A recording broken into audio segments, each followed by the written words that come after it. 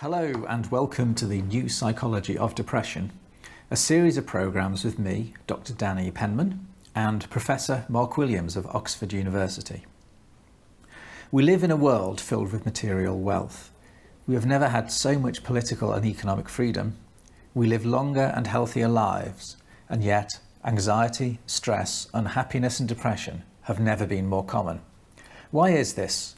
Or perhaps more importantly, what can we do to stem the rising tide of these mental health problems? Mark, what exactly is depression? Well, depression is a syndrome. It's a combination of symptoms that occur at the same time. So most people know what sadness is. Most people know sometimes how difficult it is to get up out of bed out of the morning and this sort of thing. Depression is different from that. It's low mood, feeling hopeless, feeling very sad and listless, but also it can be lack of energy and enthusiasm for things that you used to actually quite enjoy. And those are the core symptoms of depression. But even then, if you get those for a couple of weeks and they go on and on and on, that's not enough to get you a diagnosis of depression. So there are other symptoms as well, and any combination, 4 or 5 of these other symptoms are often considered necessary for a diagnosis of a clinical depression. And they are things like changes in appetite, perhaps even weight loss, or sometimes people eat too much and weight gain, changes in sleep, so that some people don't get to sleep at night, or they can't sleep in the middle of the night, or they wake up very early in the morning. Occasionally, especially with something called seasonal affective disorder, it's sleeping too much and not, feeling that you want endless sleep. But generally with depression, it's not sleeping, it's insomnia. And then there are things like feeling guilty, lacking concentration, feeling agitated or very slowed down, feeling tired all the time, and even many people get suicidal ideas they'd rather be dead, that they're just a burden to their family. Now, what depression is these symptoms coming together most days for at least 2 weeks. In general, however, they go on for months, and that's when you'd get a diagnosis of depression, at the point at which these things prevent you from living your life as you want to live. So it's what might be called functional impairment. You can't function. And you can't explain it in terms of illness, physical illness. You can't explain it in terms of a recent bereavement. This comes and stays, and you don't seem to be able to get rid of it. So how does it interrelate with other problems that we all suffer from time to time, such as anxiety, stress, and things like mental exhaustion? Well, they're very closely related. So you very rarely get a depression without having other things like high anxiety at the same time. Depression is often characterized by, dwelling on the past a lot, but you hardly ever get that without people also worrying about the future and being anxious about the future. Psychiatrists and psychologists usually put anxiety and depression in separate camps, but the new genetic evidence is suggesting they're much more dimensional, they're much more mixed, and also the treatments that work for depression tend to work for anxiety as well. So there's quite a lot of evidence that actually to make a too big a separation between anxiety, stress, depression, exhaustion isn't quite what is going on in the world. Things like anger, irritability, road rage, typical explosions that we all see every day. Are they related to depression at all? They can be. I mean, they're more likely to be related to stress, because you often get, in high chronic stress, you get people showing a lot of anger, but also, and it depends on the age group. So, for example, in adolescent depression, there can be quite a lot of anger and irritability and hostility, which is how often within that age group a lot of sadness is expressed. But you couldn't get a diagnosis just from being angry all the time. You'd need some of these other things like weight loss or an appetite change, sleep change, and that sort of thing. Depression is increasing worldwide. Or is it increasing predominantly in the developed world, or is it also increasing in the third world?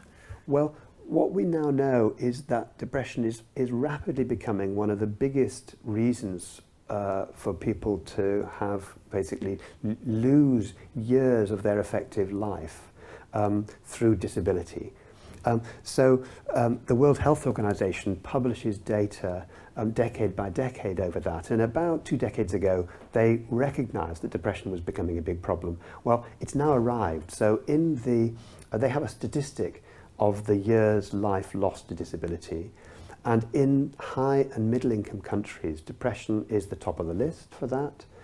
So it's higher than the disability caused by heart disease, for example, cerebrovascular disease, road traffic accidents. And even in low-income countries and very low-income countries, it's still in the top 10 of years lost to disability. So depression actually exacts a bigger toll on society than cancer and heart disease and other things like osteoarthritis? Indeed. In terms of its global impact, of course there's the suicide impact as well. Nearly 1 million people die prematurely by suicide each year across the world. But also there's the more hidden cost as well as the big cost of things like suicide. People feeling like they can't function, feeling like staying in bed rather than getting up, which is not just laziness, this is depression, as it were, that's doing this to them. It affects the ability to be a breadwinner for your family, the ability to look after your family, and that's why it's such a burden right across the globe. Can you give us some figures as to the prevalence of depression, both in the developed world and the developing world? So in high-income countries, for example, depressive disorders, which is what we've been talking about, account for about 14% of the year's life lost to disability. And putting that in proportion, if you look at Alzheimer's and other dementias, that's about 5% of the years lost to disability. If you look at osteoarthritis, it's 4%. If you look at chronic obstructive pulmonary disease, that's about 3%. So 14% is huge compared with that. Then if you look at low and middle income countries, then depression is about 10% of that. And the next in line for the years life lost to disability are eye problems, what's called refractive errors, and that's about half that, about 4.7%. So again, in terms of the years life lost to disability, it's huge. What epidemiologists seem to find wherever they look is about 1 in 20 of the population are depressed at any one time, and about 20% of the population at some point will get very depressed, and that's a major problem. Every time I hear these figures, I'm just completely stunned. What's the fundamental driving force behind the increase in depression? I think there's always been a proportion of the population that has felt depressed. As far as we can go back in history, you can look in the Psalms, in the Hebrew, the Old Testament, as it were, the Hebrew, and you see people expressing, sadness and depression and anger and irritability and this sort of thing. You go back way into the beginning of something like Buddhism, for example, 500 years BCE, and you have people needing to learn to meditate to deal with the problems of the mind, the entanglements of the mind, as it were. So I think it's been around a long time. One of the things, however, that's new is over the last 50 years in the Western world, the age of onset of depression has changed. It's become earlier and earlier and earlier. And that's one of the major discoveries. It started to emerge from epidemiology, where big surveys started to pick up that people were beginning to report from about people born in the 1950s onwards. When they were assessed towards the end of the 20th century, they started to report that their depression had started a bit younger than we had previously thought. It was previously thought that depression was a bit of a late life problem, late 50s, early 60s. And indeed, the evidence that people born in the first part of the 20th century seemed to verify that. But decade by decade, from about 1950 or 60 onwards, the age of onset got younger and younger. And so by the 1980s and 90s, people were beginning to get depressed in their 20s. And there's been a striking confirmation of that in the last few years. One of the biggest clinical studies ever conducted was done in America. It was called the STAR-D trial, and it was ST, the beginning of STAR-D, means sequence treatment. So it was a big trial to look at what treatment to provide one treatment after the other after the other. So they had 4,000 people who volunteered to take part. And as part of that trial, they were asking them, when did you first get depressed? And they found that the mean age of onset in this sample was about 26, but actually the most common age in which people started to get depressed was between 13 and 15 years old. And that is an astonishing new development. Is the same true for kind of anxiety and stress and irritability and... We weren't clear about that until about year 2000, where somebody published a big paper in one of the big journals in America. They'd traced the anxiety level of children and young people over the 30 years from the early 1950s all the way through to the mid-1980s. And they found exactly the same thing, that it looked as if the anxiety pattern in children and young people had become, that in a sense the whole bell-shaped curve had shifted towards greater anxiety by about one standard deviation, which means that whole swathes of children and young people who hadn't been anxious in the 1950s, as it were, if they were born in the 1980s, then they were likely to show anxiety, which had been virtually clinical levels 30 or 40 years ago.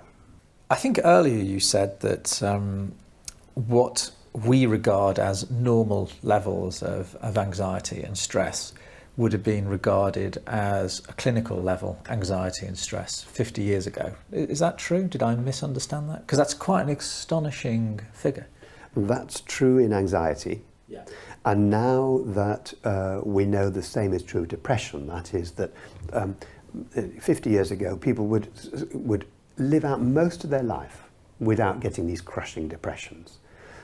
But now that 35-36% get depressed before the age of 18, then there's a whole life ahead of them, which is the biggest challenge, a whole life ahead of them, where they might actually get another depression. Because one of the things we now know is if you've been depressed once, you tend to get depressed again, at least in half the cases. And once you've been depressed twice, then the chances go up even further. So does this suggest that depression is really a problem of how we deal with the world, the way we think, rather than a chemical imbalance in the way our brains are actually working? Well, one of the inferences we can make from these big changes being so rapid and recent is that it can't be genetic changes. It can't be driven by our basic biological makeup. So there must be something else happening, and it must be environmental changes that have driven that. I mean, clearly it could be that people are just recognizing depression that was always there, but now they're recognizing it more. But the fact that both clinical studies and epidemiological studies show up the same thing argues that it's not just that people are recognizing it better, because you control for the sort of questions you can ask and check that the questions asked are the same over those decades. But the other thing is that we know that after about 1977, you got increases in changing rates of suicide as well, especially in young men. Right the way over the Western world, you got increases in the suicide rate, which to some extent mimicked this younger and younger depression hitting. Now that's stabilized over the last few years, but the fact that you get really confirmation from another area that we know is likely to have been affected by this changing pattern of depression, I think, shows that something's going on here. It's very difficult to understand exactly what the causes are. Changing patterns of society, the increase in the gap between rich and poor, the fact that when economies develop rapidly, often there seem to be some almost unavoidable changes in the gaps between rich and poor. We know that in the countries that have the least gaps between rich and poor, then the levels of stress, the levels of trust even within the communities are higher, the levels of hope are higher, and people tend to live longer in those societies. So there are little bits of evidence that people are beginning to put together to suggest what the changes might have been. But what we're working on are treatments that and approaches which can now deal with this depression epidemic. If you had to choose fundamental driving forces behind depression, what would they be? Well, at the individual level, they're the way we think about life. So where we feel we are, as it were, in relation to other people, in relation to our own standards and the standards that other people set for us. So one of the ways in which society is changing is the way in which it expects us to do things, the targets it sets for us and so on. And when society sets us targets and says, meet those or else, then the best you can hope for from your work is relief when you've met your targets.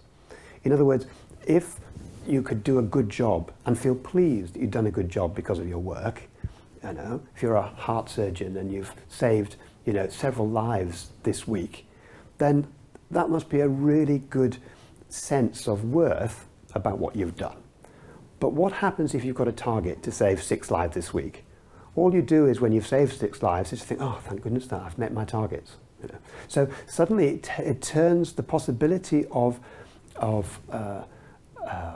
satisfaction with a job well done into relief that you haven't made a mistake. So you've turned potentially something really enjoyable about life into a thing that isn't going to, as it were, give you the motivation. So gradually that can work for a while, you know, but gradually it can eat away, I think, at you in ways that are a bit pernicious. So how could you, for example, you know, if you were an omnipotent dictator, how could you change society? Or, you know, perhaps if you were running a company, how could you change the culture of that company or of that society to actually promote mental health and well-being? I think it's, well, people talk about work-life balance, don't they? And that's really important. It also to recognize that productivity needs engagement, and engagement needs a sense of control, a sense of choices. So as you go down companies, traditionally, you get people having less and less choice about what they do. And if you can find a way to increase the choice, then you naturally increase the creativity. We know that when a company is run on just target lines and so on, in this stressful way, that actually people, in order to meet their targets, they feel very stressed, they put in more hours, but they aren't necessarily more productive because they're not seeing the whole picture. And if you want employers to see the whole picture, and if we want us in our family life to see the whole picture, then you have to learn to attend, and you have to learn to see the whole picture by reducing stress. And there are things we can do about that. And mindfulness, which is what I've spent much of my life researching over the last 20 years, is one of the answers to that. Does depression inevitably return, or, you know, is it possible to just have one episode of depression and, you know, that's it for the rest of your life? You get over it, you dust yourself down and carry on with the rest of your life. Is that possible, or does it tend to return? Okay, depression can be a one-off, and so it's not inevitable to return. So it's a bit of a message of hope. If we said, oh, it's always going to return, then it's a counsel of despair for many people. On the other hand, if you've been depressed once, you do have a slightly increased threshold, and it rather depends why you got depressed. If you got depressed because of a big life event, for example, bereavement, unemployment, separation, the sort of reasons that would make any of us low, then so long as you don't have a repeat of those sort of events, then you're not necessarily going to get depressed again. But the problem is that if you get depressed, the threshold for you getting depressed again is slightly altered. And if then you get depressed for a second time, what we know is the triggers of a third depression are less. So for example, you might need bereavement or unemployment the first time you get depressed. The second time it might be something slightly less of a stressor, but then the third, fourth time, then you may not need a stressor at all. By the time actually you've had 3, 4, 5 depression, it may be that you just wake up one morning feeling a bit low, and by the end of the day you're feeling very depressed. So the statistics suggest that about 50% of people might have a one-off episode and then it doesn't bother them again. But if they've been depressed twice, the chances they get depressed again are much higher, 3 times, and the rates are about 70 to 80%. And in our studies we find, for example, that if we follow people up for about 12 months without offering any treatment to them, then if they've had 3 depressions in the past before they've come to see us, then between 60 and 80% of them will get depressed again in those next 12 months. So People who become repeatedly depressed year after year, what proportion of their lives do they actually spend in that depressed state?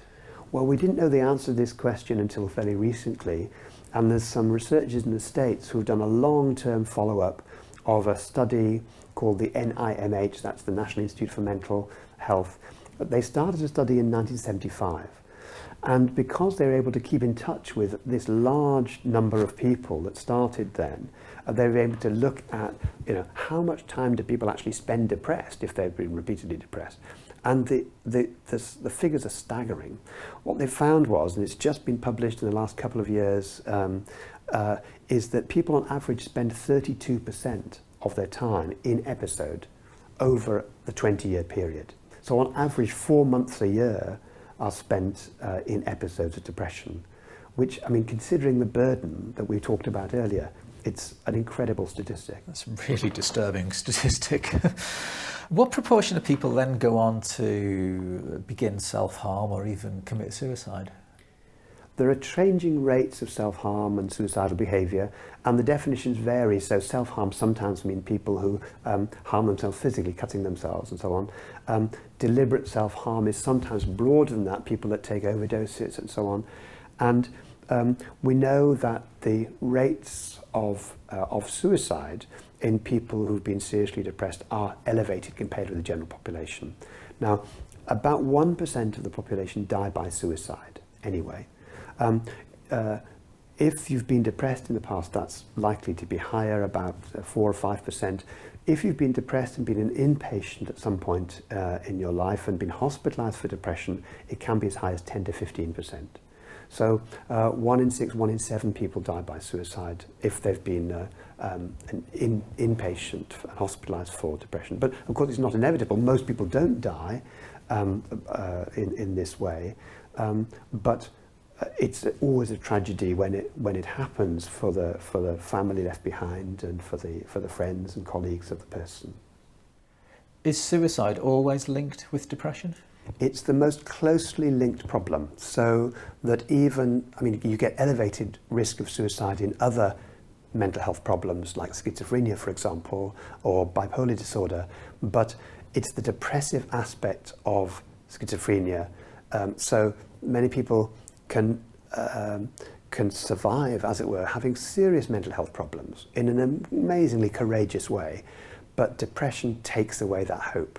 And it's when hopelessness comes, which tends to come with depression, that actually people become at greater risk of suicide. Whatever the condition it is, it's the occurrence of depression that accounts for that. Do people tend to kill themselves as they come out of a depression rather than when they actually have the kind of hopelessness and the lack of energy when they're in the teeth of a depression? There's quite a lot of clinical evidence for that. It's never been proven by research. It's a very difficult thing to prove, but many people have said that they thought that the person was actually feeling happier now, and the natural inference is exactly as you suggest, that people, when they're very, very depressed, actually have very little energy, and that it's when the energy starts to come back, but the mood has not yet improved, that is a very dangerous time. It's also true to say that some of the big studies that Lewis Appleby and others have done in the United Kingdom have found that the most vulnerable time is a time just after discharge from hospital, for example, after a change in medication, which very often reflected the fact that their physician thought they were feeling better. So that's also indications that when people are on the mend and people around them think they can stand on their own 2 feet, that transition is a very difficult time for people. You were mentioning about the close links between depression and suicide and asking about that, and somebody's calculated actually how much of the suicide risk in the world could be eliminated if we could eliminate depression, and it turns out to be about 80%. Because of the very close association. People don't tend to be suicidal outside an episode of depression. Depression is the thing that is as it were, the final common pathway, depression and hopelessness.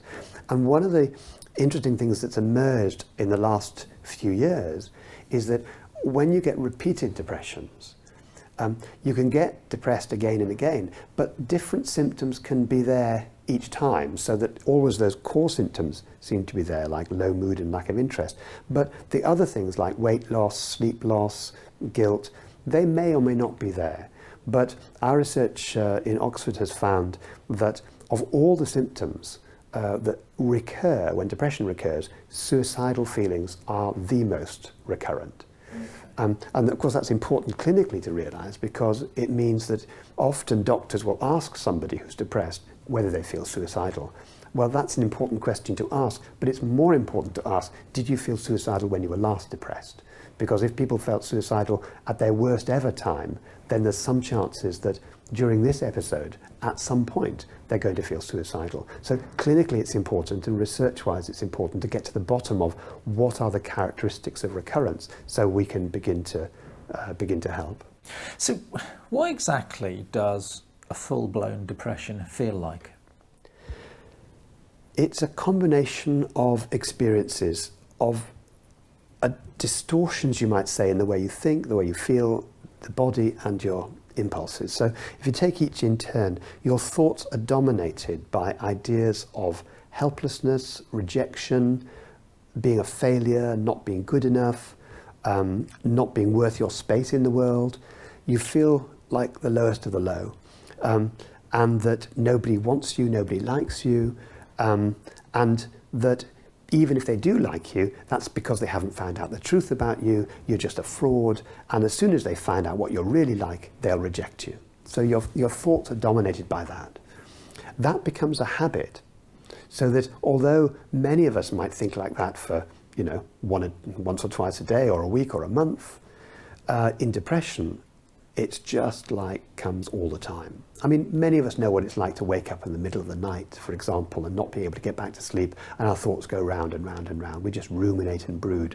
Well, depression is like that sort of middle of the night thinking, but it happens during the day as well. Secondly, your feelings get bombarded. There's feelings of sadness, of hopelessness, of worthlessness, and they're very closely tied in with your thoughts. If you can imagine somebody standing behind you all day saying how useless you were, then sooner or later you'd feel sad, irritable, run down, exhausted, and a miserable failure. And that's the way in which the feelings reflect those thoughts. It's not just a mental thing. Your body slows down, you lack energy, your body fails to work in an efficient way, so you don't sleep well, you don't eat well, and this itself feeds back into your sense of fatigue and slowness, lack of energy, either being, in some cases, very agitated, in some cases being very, very slowed down, and so that's the way the body. I mean, if you look at the way people walk when they're depressed, for example, their gait is very different. Not as it were walking upright, walking slouched, going from side to side instead of actually more steady on their feet. And lastly, your behaviour is affected. You don't. Either you feel like you feel suicidal, but also you feel like withdrawing from the world. And that sense of withdrawal, of not wanting to see things. Now, once again, most of us have had times in our life when the phone rang and we thought, oh, no, do I have to answer that? Or when we didn't want to get up in the morning and anybody could have seen we were, quite sort of withdrawn. But that goes on relentlessly. It feels like it goes on relentlessly in depression. And when you put these together, the thoughts, the feelings, these body changes, and your impulses to act or your behavioural tendencies to withdraw, then that is what drags you down. It's not surprising then that people feel the burden and can't function when they've got all of this going on in their life.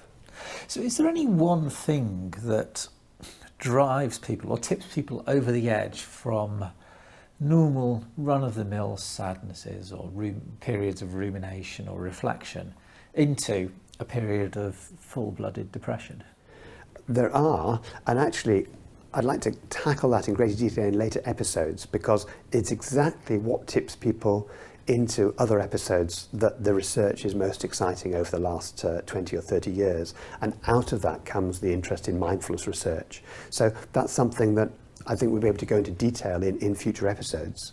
So that implies it is possible to stop a depression from, or rather normal feelings of unhappiness that we all experience from day to day.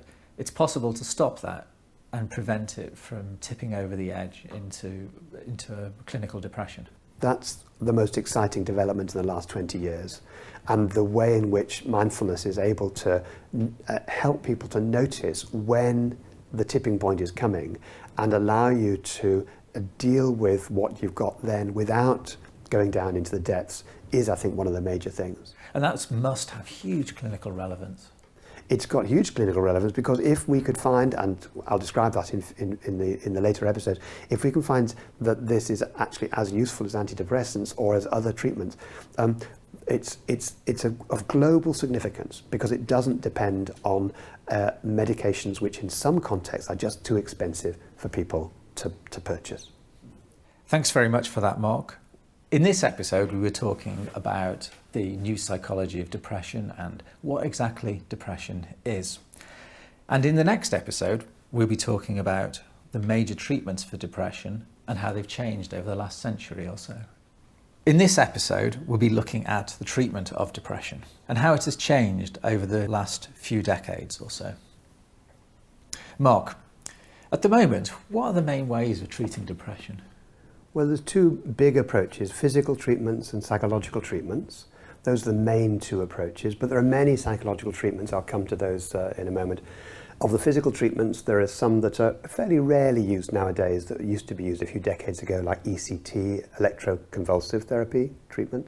But the main physical treatment is antidepressant medication. They're very, very widely used now all over the world, and they work pretty well.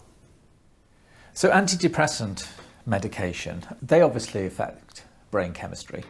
How in detail do they work? Well, in the brain there are many, many different receptor sites. For example, the way in which nerve cells work is an electrical impulse running down a nerve cell, but then it comes to a junction, and then the current, as it were, the impulse has to be transferred from one nerve cell to another, and that's called the synapse, the junction of these two things. And that's the point where chemicals come in, because there's neurotransmitters are released from one end and are picked up at the receptor site at the other one, and then the transmission continues. Now, there are millions and millions of these in the brain, and so much of our functioning, our eating, our sleeping, our mood, everything is governed by the action of neurotransmitters in the brain.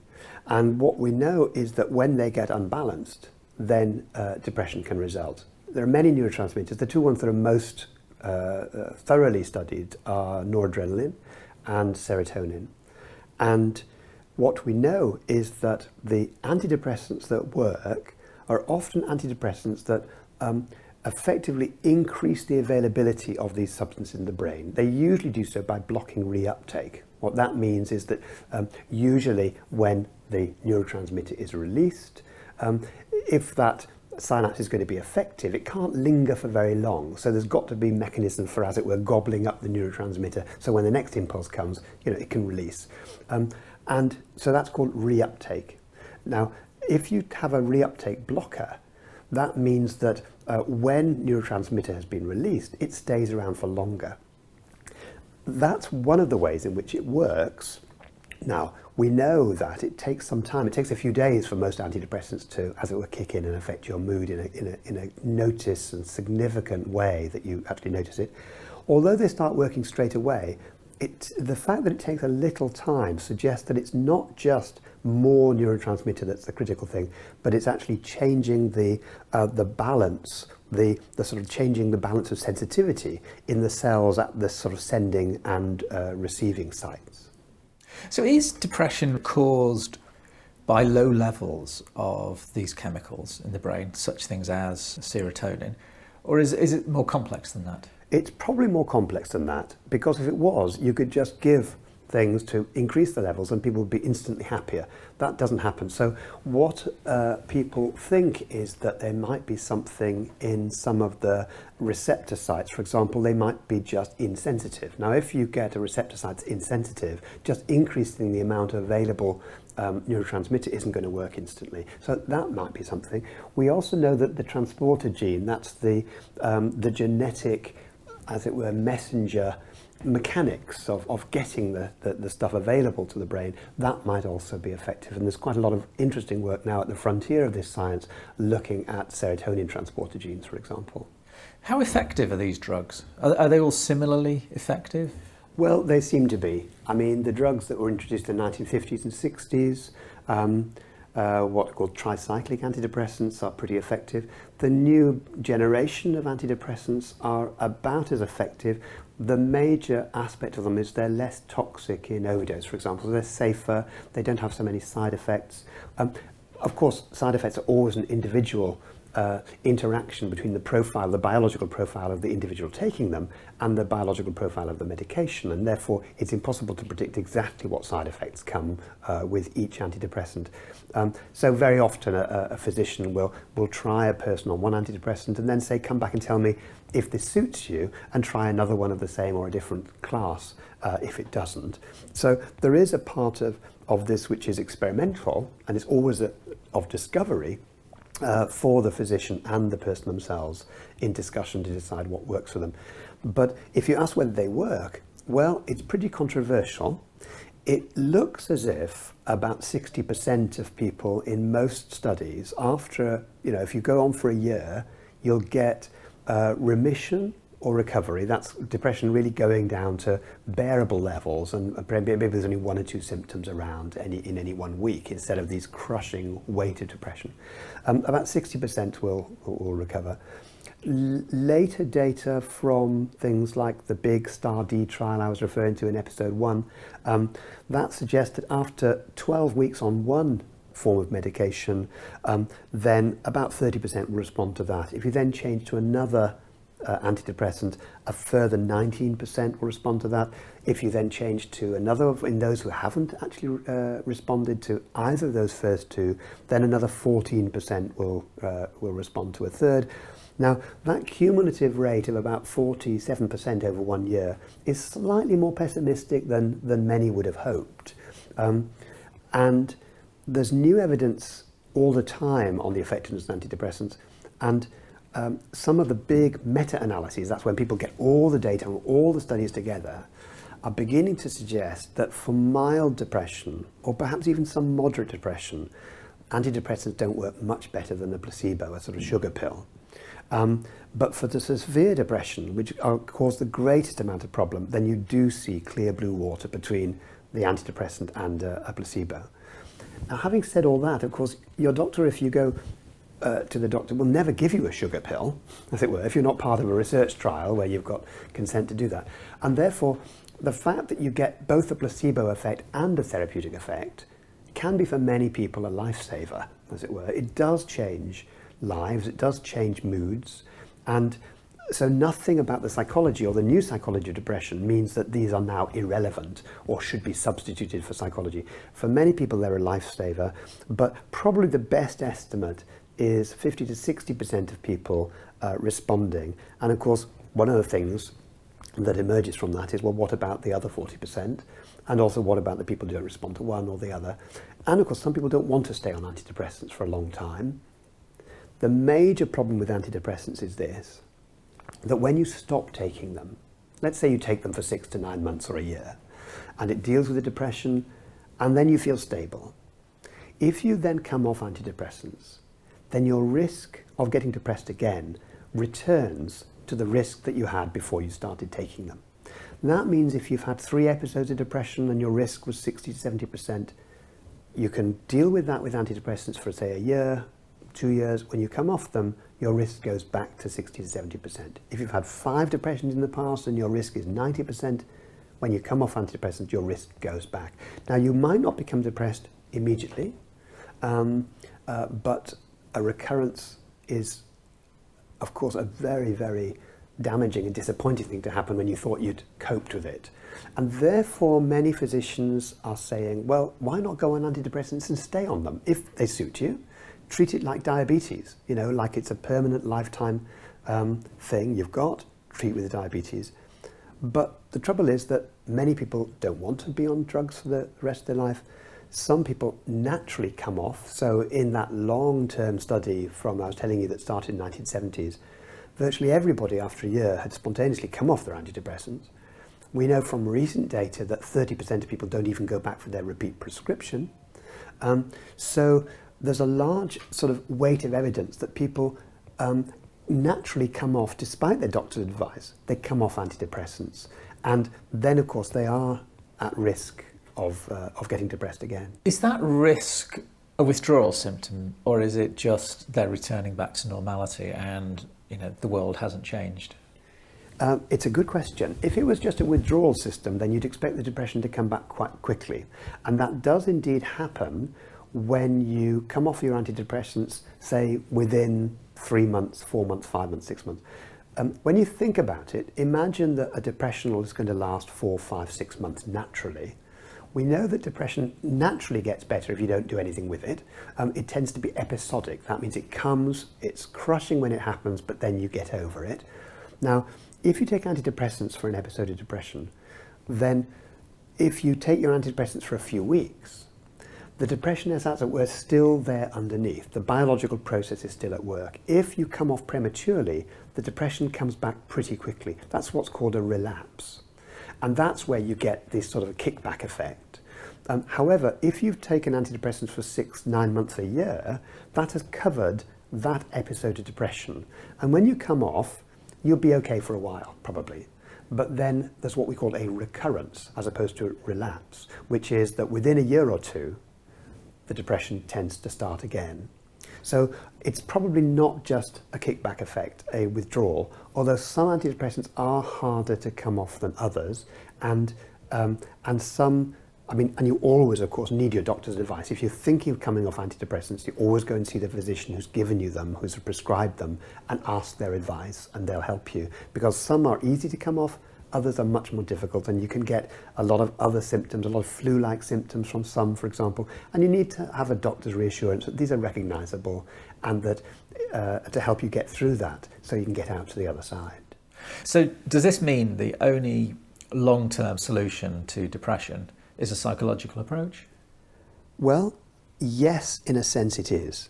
Now, if it's true that just by carrying on taking your antidepressants, you can reduce the risk of depression, that will work for some people.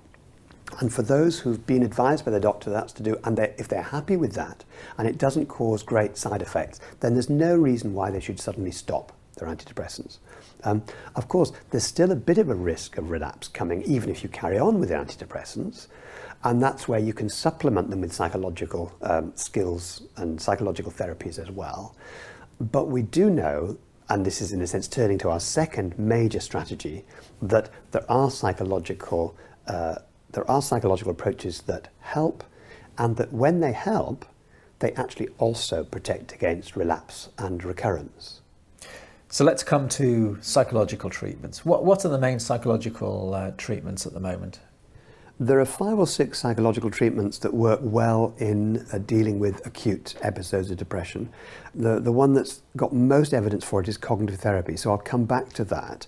But it's true to say that there's something called behavioural activation, which is getting people moving, as it were, in their behaviour.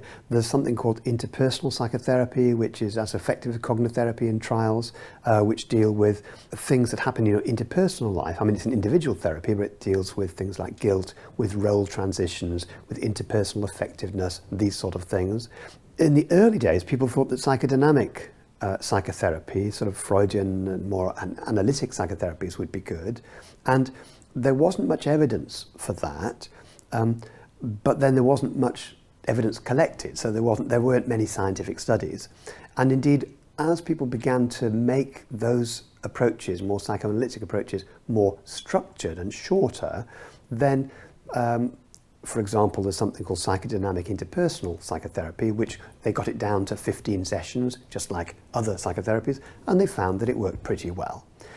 There's problem-solving therapy, which works pretty well. There's, for milder depression certainly, and exercise. We know that exercise works pretty well for milder depressions. So there's a whole range of things that we can do to deal with acute depression. But probably the main one is, and the one with the biggest evidence base, is cognitive therapy. And the history of cognitive therapy is really interesting. One of the puzzles about the psychology of depression was that in the 1970s, people didn't actually think that depression was treatable with psychological means. They thought perhaps the new antidepressants were one way because it was a biological thing, and there were people on the analytic side talking about psychoanalysis, but without any much evidence. But certainly there was accumulating evidence that depression could be treated with antidepressant medication, and that although in the 1950s and 60s people had many psychological treatments for anxiety and phobias, nobody thought that depression was the sort of thing that you could treat with this approach. So did people once think that you could treat depression by correcting irrational ways of thinking? Well, it seems obvious now, but actually no, they didn't. I mean, obviously in history, throughout history, people had a go at it. It's obvious that irrational thoughts and negative thinking is a very important part of depression, but people thought that it was a symptom of depression, that you had to cure the underlying thing. If you think about what antidepressants are doing, you're treating the underlying biological problem, and you expect the thoughts to clear up by themselves. In psychodynamic psychology, you're in a sense doing a similar thing. You're going for the underlying, say, intrapsychic conflict, whatever it is, and hoping that the thoughts themselves would sort themselves out when you got to the underlying problem. Both biological and dynamic models have this in common. Go for the underlying source of the problem, and negative thinking and so on would naturally just dissolve. It wasn't until two major things happened in the late 60s and early 70s that we changed our mind as psychologists about this. First of all, there was a big emphasis within animal learning theory on what was called learned helplessness.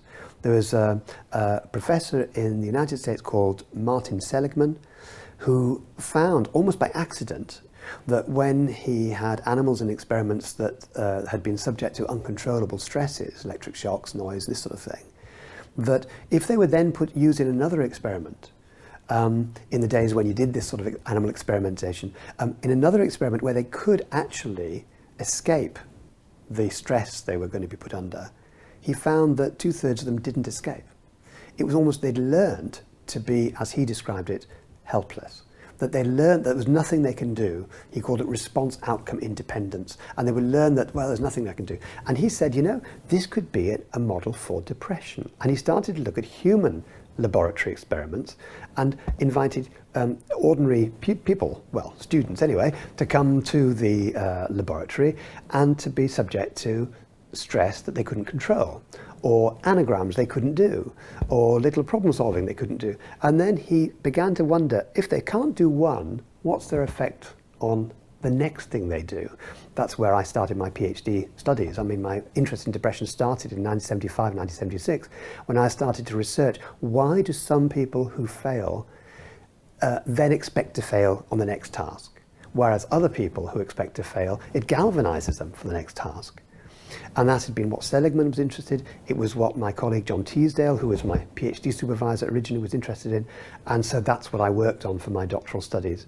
Now, the interesting thing about learned helplessness is that it works right through the animal kingdom.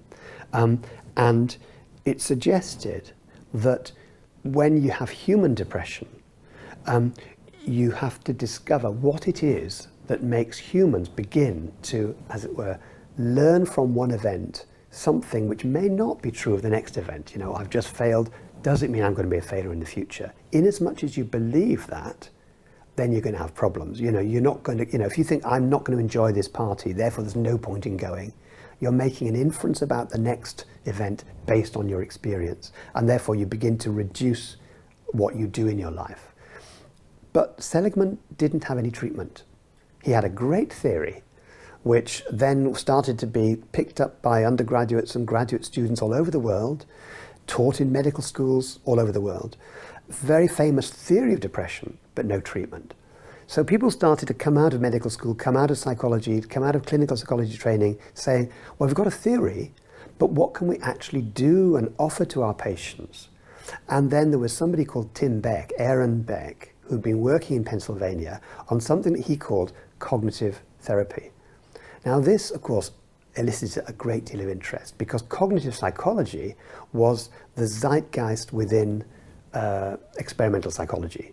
The term had been coined by Dick Neisser in 1967. By 1970-72, the world was abuzz in psychology about cognition, about thinking, about memory, about attention, and how it's deployed. Here was a psychiatrist, Tim Beck, trained as a psychoanalyst. He'd worked with Korean veterans coming back from the Korean War. He'd noticed how they were often depressed as a result of the trauma they'd been through, and how often thoughts about worthlessness, helplessness, about not being good enough, how much their thoughts were going round and round and round. As an analyst, he'd thought, right, I need to get underneath this to find out what it's about. As a biological psychiatrist, because he was a psychiatrist, he could treat it with antidepressants.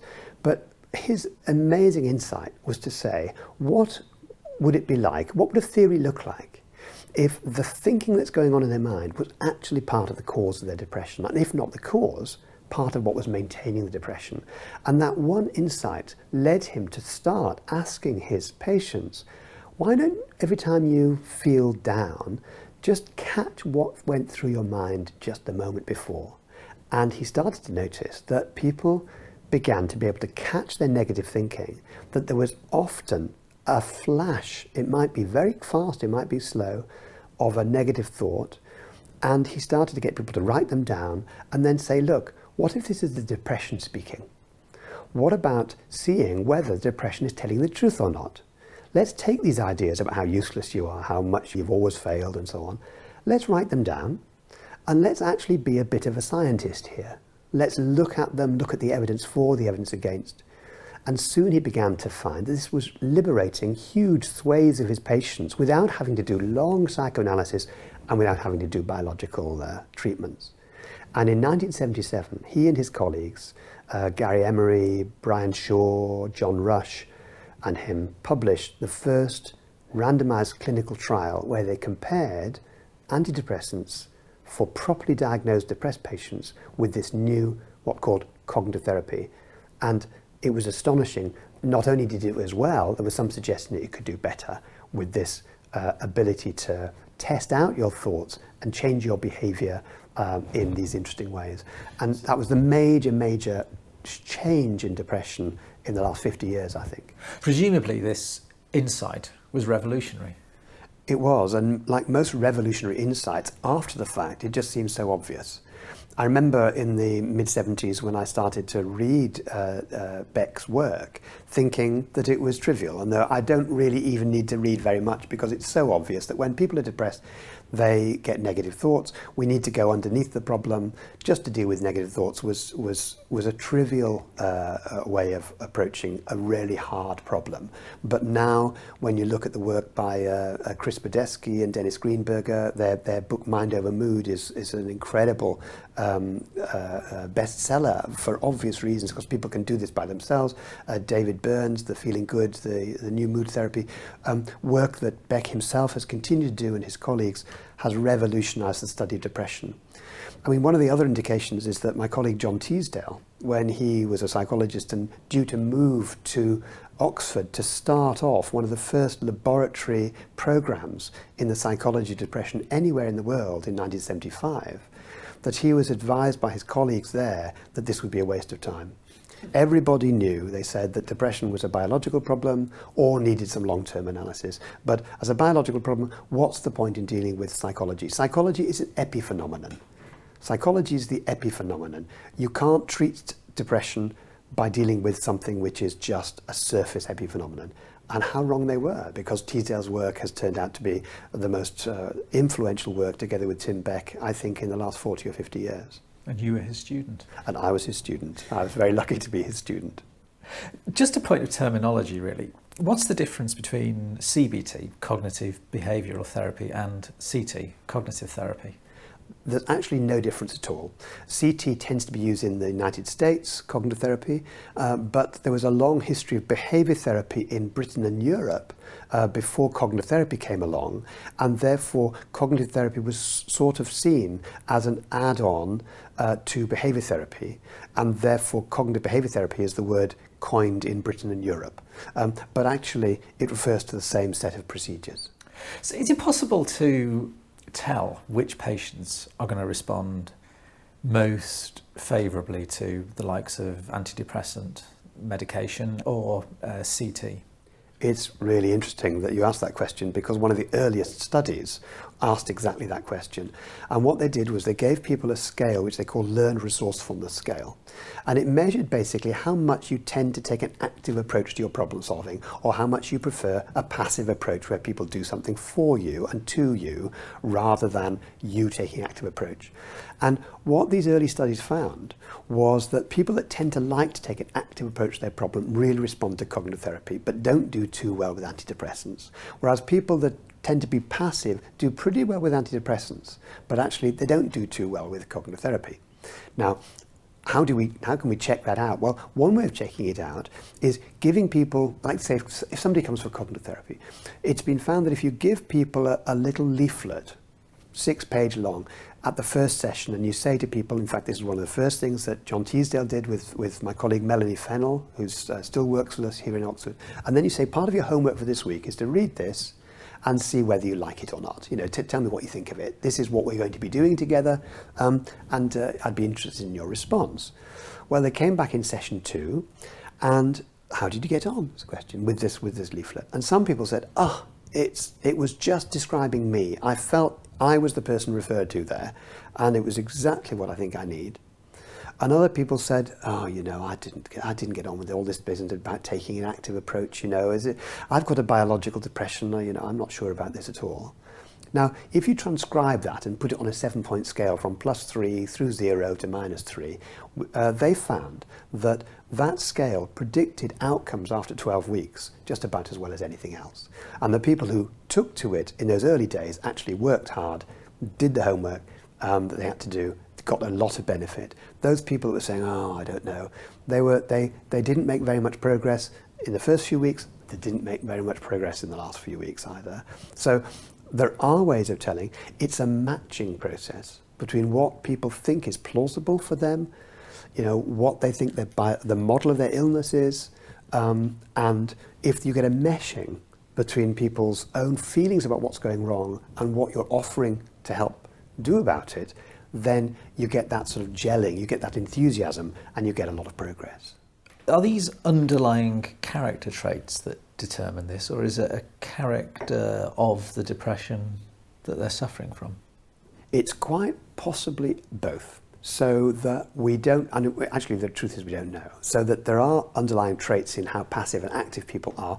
Whether it's a character trait, as it were, like they're from birth, we don't know. It may just be your experiences over lifetime, your learning history, as it were, has set you up to be passive or to be active. So it's not necessarily a character trait in the sense of biologically determined. However, you're quite right that there are different sorts of depressions as well, and that some people do respond, some sort of depressions do respond better than others. And when we come in later episodes to talk about mindfulness and mindfulness-based cognitive therapy, we'll be able to describe ways in which we can begin to learn who's responsive to what aspect of treatment, because that turns out to be very important. Well, thank you very much for that.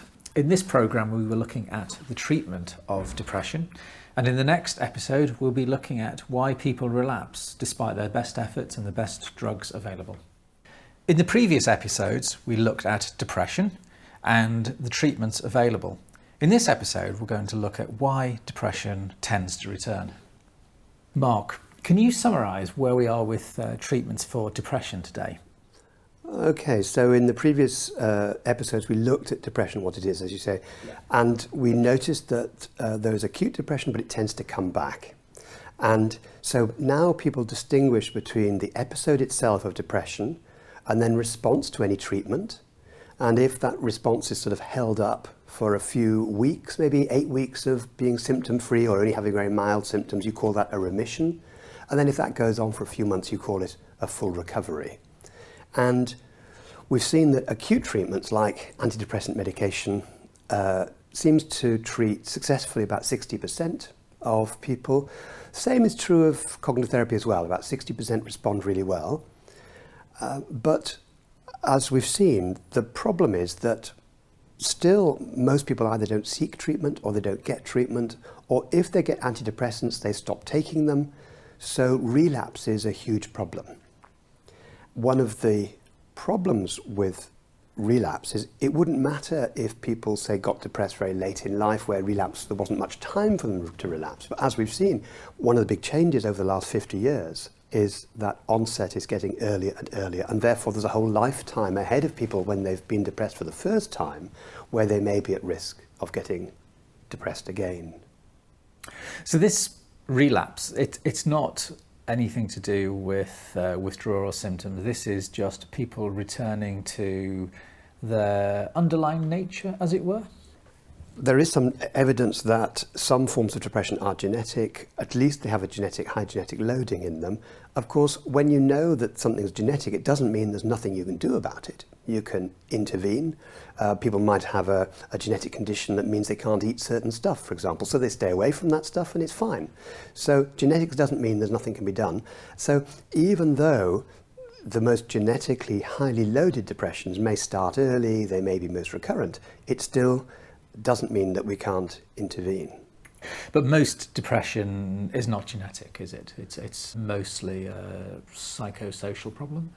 It's not possible to distinguish what's genetic and what's a psychosocial problem in the sense they interact very closely. So, for example, the recent evidence on this serotonin transporter gene that might affect the ability to develop and make sufficient serotonin in the brain, this neurotransmitter which you know is very important, that genetic problem is then brought into play only if people have chronic stress or big life events. So you can have, if you have a life free of big events, then it won't affect you. However, if you don't have that genetic loading, you can have quite big events and still seem to be resilient to them. So it's a very complex interplay. It's not possible to say, yes, it's either genetic or it's nurture.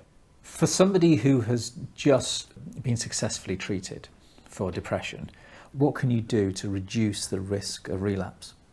One of the important things to note is that once people have recovered, they can recover for quite a while. And as we said in the last episode, people can continue to take their antidepressants. So that's probably the most common way in which a physician would advise somebody to reduce the risk of future relapse, is to continue to take the antidepressant medication. But as we saw there, some people don't want to take the medication. For example, if a woman wants to get pregnant, she may be advised not to take antidepressants. If she wants to breastfeed, she may not want to be taking antidepressants.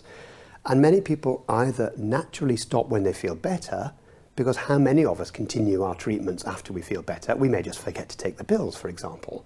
And then often physicians don't tell us what to do when we've actually just forgotten to take the pills. If we don't find our symptoms coming back immediately, then the tendency is to keep them in the cupboard or keep them in the bag for a rainy day. The trouble is antidepressants don't work like that. So the net effect is that the long-term effects that might be delivered by antidepressants aren't actually delivered. Now, there's another thing that's actually just beginning to emerge, and it's really quite serious if it's replicated, but one study has begun to show that if you take antidepressants for more than a year, then their effects may begin to wear off. It's too early to say if that's going to be a trend, but I think the fact that people have begun to even suggest it is important. And of course our attention then turns to the big alternative, which is, can we find a psychological approach which has this same effect to reduce the long-term risk? Can you really change the underlying thinking processes that somebody may have had for 20, 30, 40 years? And, in a course of 3 months of psychotherapy, can you really change their underlying thought processes? What's an extraordinary discovery is that you can, in at least 60% of cases, that it has an effect, and that's what cognitive therapy attempts to do. And what is more, that cognitive therapy reduces the risk of depression coming back. The problem is, we don't know how it works. And it looked as if, for a long time, as if cognitive therapy was having its main effect by changing what you said to yourself. So instead of saying, I'm a failure, when you recognize that thought, you would say, now then, what's the evidence that thought is really true? Is that just the depression speaking? In fact, when we were studying cognitive therapy in the early days, we thought we knew exactly why people continued to be at risk. It was down to long-term beliefs, often picked up in childhood and adolescence, beliefs like, I should be happy all the time, or beliefs like, to admit any weakness is a shameful thing to do, or I can't be happy unless everybody loves me.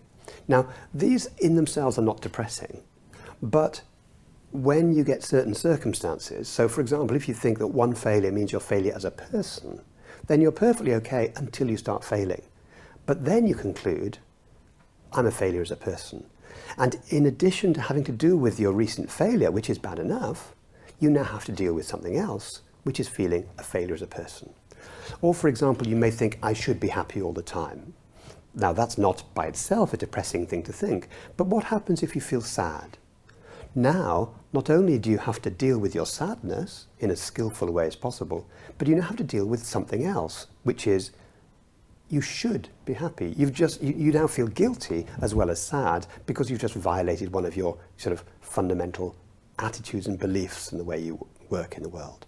So it looked as if these, they call them dysfunctional attitudes, these long-term core beliefs. It looks as if you've got to treat those in therapy, and if you go away from therapy with these still, as it were, there, present, then you're at risk for relapse. That is what cognitive therapy believed.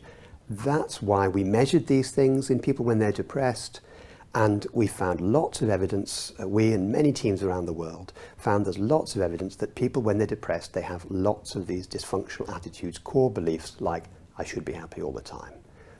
We thought we had it beaten, i.e. we thought we knew why exactly people relapsed. If you dealt with them in therapy, people wouldn't relapse. If you didn't deal with them in therapy, people would relapse.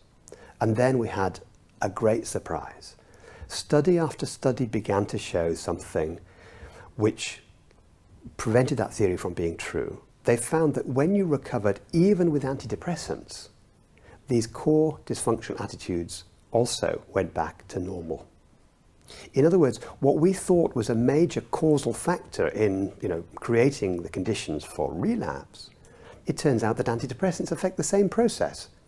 So this was a puzzle because we knew that cognitive therapy predicted a lower risk in the long term over a year or two, and that antidepressants didn't. You still relapsed after antidepressants if you came off them. So what was going on? And that's where the experiment started to have to examine what was the underlying psychological factors that kept you at risk. And what were they? Was this the famous diving experiments? Yeah, well, you mentioned the diving experiments. It wasn't so much the diving experiments that told us about depression risk, but it all comes back to what's called context effects in learning and memory. That's where the diving comes in. So we've known for a long while that if you learn something in one set of conditions, even if you forget them when you're outside those conditions, you tend to remember them better when you come back. So, for example, people might find that if they've learned maths in the maths room at school, then if they do a maths test in the French room, where they learn French, then they don't do so well. Put them back in the maths room, and all the cues that were around when you learned maths, even if you've taken the symbols and formulae off the walls, people do better. Or you might know if you think of something you need upstairs to another room in the house, you go upstairs, when you get there you can't think what you've come for. You go back to the place where you first thought of it and suddenly it comes back to your mind. So changing context can be quite a powerful effect on memory. And that's where the diving experiments come in. Deep sea divers, when the North Sea was being opened up for oil exploration, they found they were forgetting stuff when they went down under the water. They brought in some psychologists to advise them on what they could do. And the psychologists realized, as my colleagues Alan Badley and Duncan Godden, doing this work in the 1970s and 80s, they realized that this wasn't just that when you were underwater it was very dark and murky and you tended to forget anything. It's what you'd learnt on the beach you forget when you're underwater. But if you learn stuff underwater, you forget it when you come on the beach. It was another example, once again, of context-dependent learning. So what you learn in one context, you may forget, but when you go back into the context, it comes back. So is this because the brain is somehow learning to use the environment as a store of information? Precisely. That actually the brain has an amazing way of meshing with your environment, that you don't need to store everything in the brain. You know, the world is a better store of information and knowledge than your brain is. And therefore, when you go into certain contexts, I mean, if if you go back to a childhood place where you grew up, you might not remember much about it, but when you're walking down the street in that childhood place, all sorts of memories come flooding back. In one sense, they are, in a rudimentary form, encoded in the brain, but they need that extra activation of the outside context. And the interesting thing about that is this, that about 20, 30 years ago, psychologists discovered that your mood could act just like a context. In other words, when you get depressed, anything that you think, feel, remember when you're in that state, when you're out of depression, it may not bother you at all, but just another episode of sad mood can bring with it all those memories, thoughts, interpretations you had when you were last depressed. Can you give us some interesting experiments along these lines? Because I understand that this is a hot area of research. Yeah, for the last 20, 30 years, in fact, it's developed very rapidly. But once people started to realise that mood could act as a context, people started to say, well, how could we actually see that in the laboratory? And this was a big development when people started to say, well, let's invite people to come into the lab and to experience depression for 10 minutes in a fairly small way. And the way to do that is, there's a number of ways to do it, obviously thinking sad memories or reading sad things on a bit of paper, but you can actually do an experiment in which you do all of that, but you also play sad music. And we tend to use Prokofiev, Russia Under the Mongolian Yoke, played at half speed. And when you do that, what you find is very slow, it's very dirgy, together with sad memories and sad things written on paper. After 10 minutes, people feel quite low. I mean, not devastatingly low, but quite low. And what you can do is you invite people into the lab, some of whom have never been depressed in the past, and some of whom have been depressed, but they're now completely recovered. So at the start of the experiment, you can't tell who's been depressed and who's not. And then you give them a scale to measure their level of dysfunctional attitudes. So things like, I should be happy all the time, it's shameful to display your weaknesses, I have to have succeeded at everything or I'm a complete failure. And at the start of the experiment, they don't score very high on that because they're feeling good. Now, you give them 10 minutes of Prokofiev, and afterwards the people who've never been depressed hardly change at all. But the people who've been depressed in the past, suddenly, all these patterns of thinking all turn up again. And what's most striking, we've done this work as well with people who've been not only depressed in the past, but suicidal in the past. That extends it even further, because what we discover then is not only do people become dysfunctional, as in normal experiments on depression, but they start to get a tunnel vision about ways of solving their problems, thus revealing suicide as the only option. It's the sort of sense in which other options disappear, and that happens very rapidly over just 8 or 10 minutes of this mood. And at the end of the experiment, you talk people through that, they recover, and actually at the end of these experiments, people are really interested. They've learned something important about themselves, which is that their mood creates, if it isn't bad enough, the mood can create more devastating consequences by pulling back, by dragging up all these old regrets, arguments, failures, and disappointments from the past. And that if it's not enough to deal with your mood now, to deal with all these things from the past as well, and it always turns up as if it's relevant now. You don't think, I used to believe I was a failure. You actually believe now that you're a complete failure, and this just proves it. And that's what makes it have such a huge impact. Does this mean we're at the mercy of the environment in a way? Well, we are, unless we actually wake up to what's happening. And the remarkable thing is that what cognitive therapy actually was doing all the time, that we thought it was changing people's minds in the sense of changing their beliefs and the content of their belief, it's much more likely that what it was doing is changing people's relationship to their own thoughts. That people were actually learning when they wrote down their thoughts, not to give themselves clever arguments about actually, am I a failure? No, I'm not a failure. What's the evidence? But in collecting the evidence, they were beginning to see their thoughts as just mental events, like clouds in the sky. And this new relationship that they had, I mean, the technical word for it is metacognitive awareness. They were cultivating a way of gaining perspective on the fact that these thoughts were, as it were, not telling the truth about themselves. And because mostly thoughts seem to tell the truth, you tend to believe them all, even the ones that say you're useless, and that actually that's depression speaking, very often. This mood reactivity, does it actually predict depression? That's the astonishing thing, that Zindel Siegel, my colleague working with myself and John Teasdale to develop the mindfulness program, had actually been conducting experiments during the 1990s to look at the impact of this reactivity using mood induction like Prokofiev.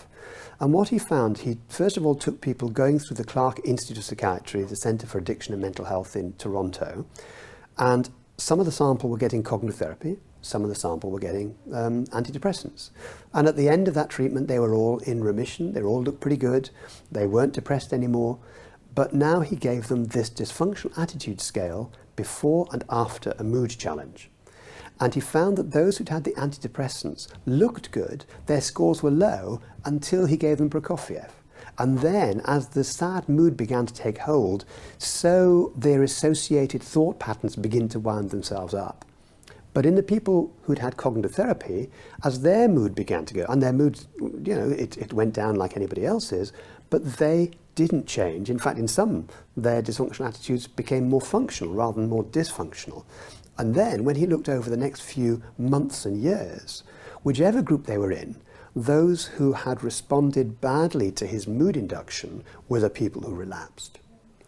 What came next was the understanding that what was being affected by this mood was not just a return of certain memories. I mean, I can give you an example of this. If let's imagine you were out for a walk on a sunny day, like it's a sunny Sunday morning, you're going for a walk around a lake, and there's not very many people around, there may be a couple of families feeding the ducks or whatever, and it's a sunny day, so it's the sort of day where by yourself you feel, you'd normally feel happy, you'd normally feel calm and at peace. But for some reason this morning, you're feeling a bit low, your mood's a bit low. Now, if you imagine how low you are feeling right now in this imaginary scenario we're building, and then start asking yourself some questions. Why do I feel so low? I wish that I felt happier than I do right now.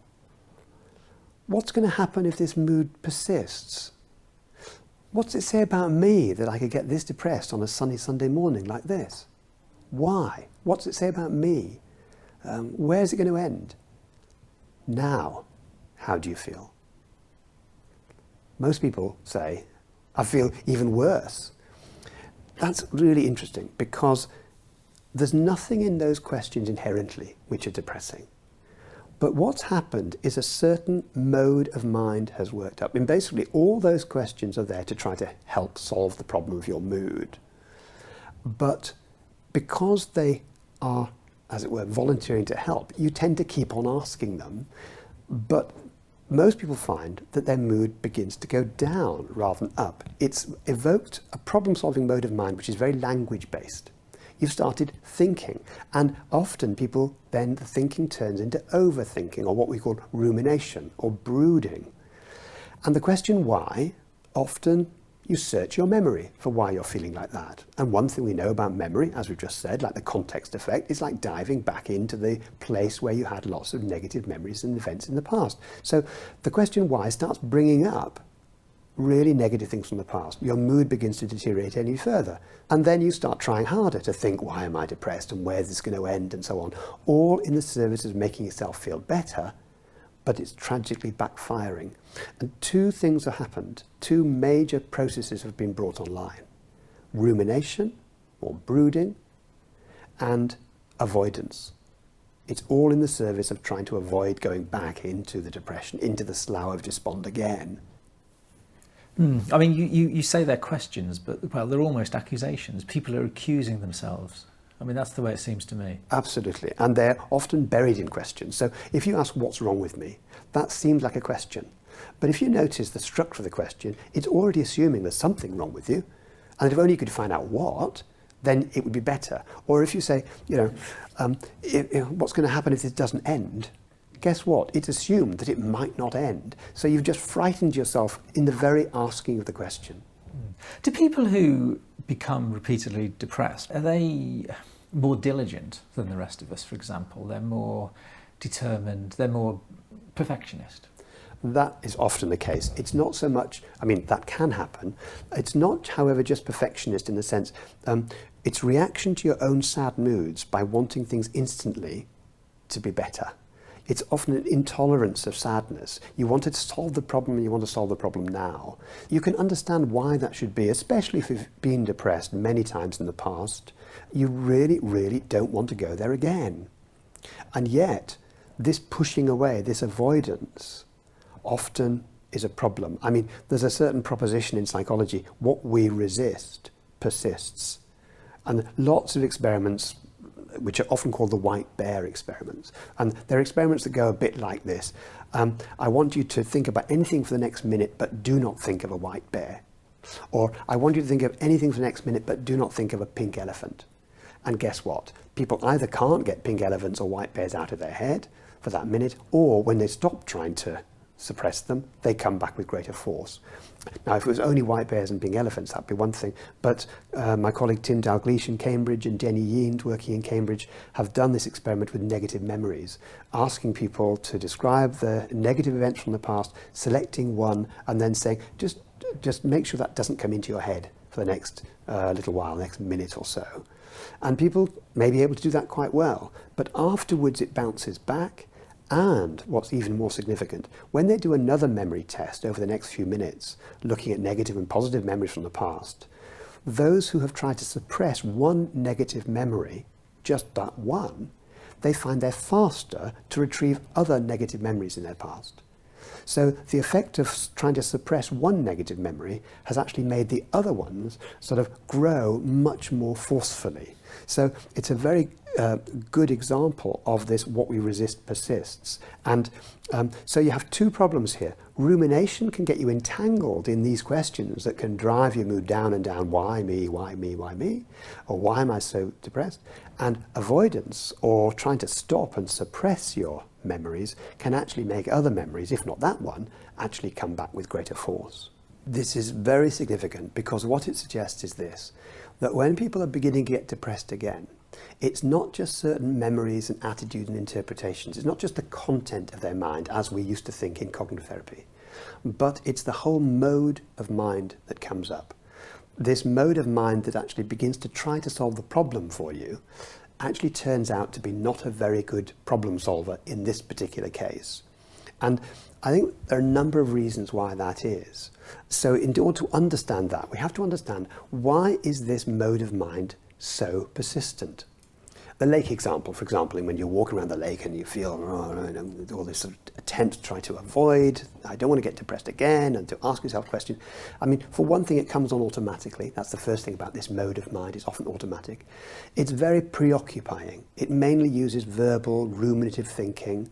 It's often very overgeneral. Any memories that come back to you, often things like, I always did this, or nobody always did, ever did that for me.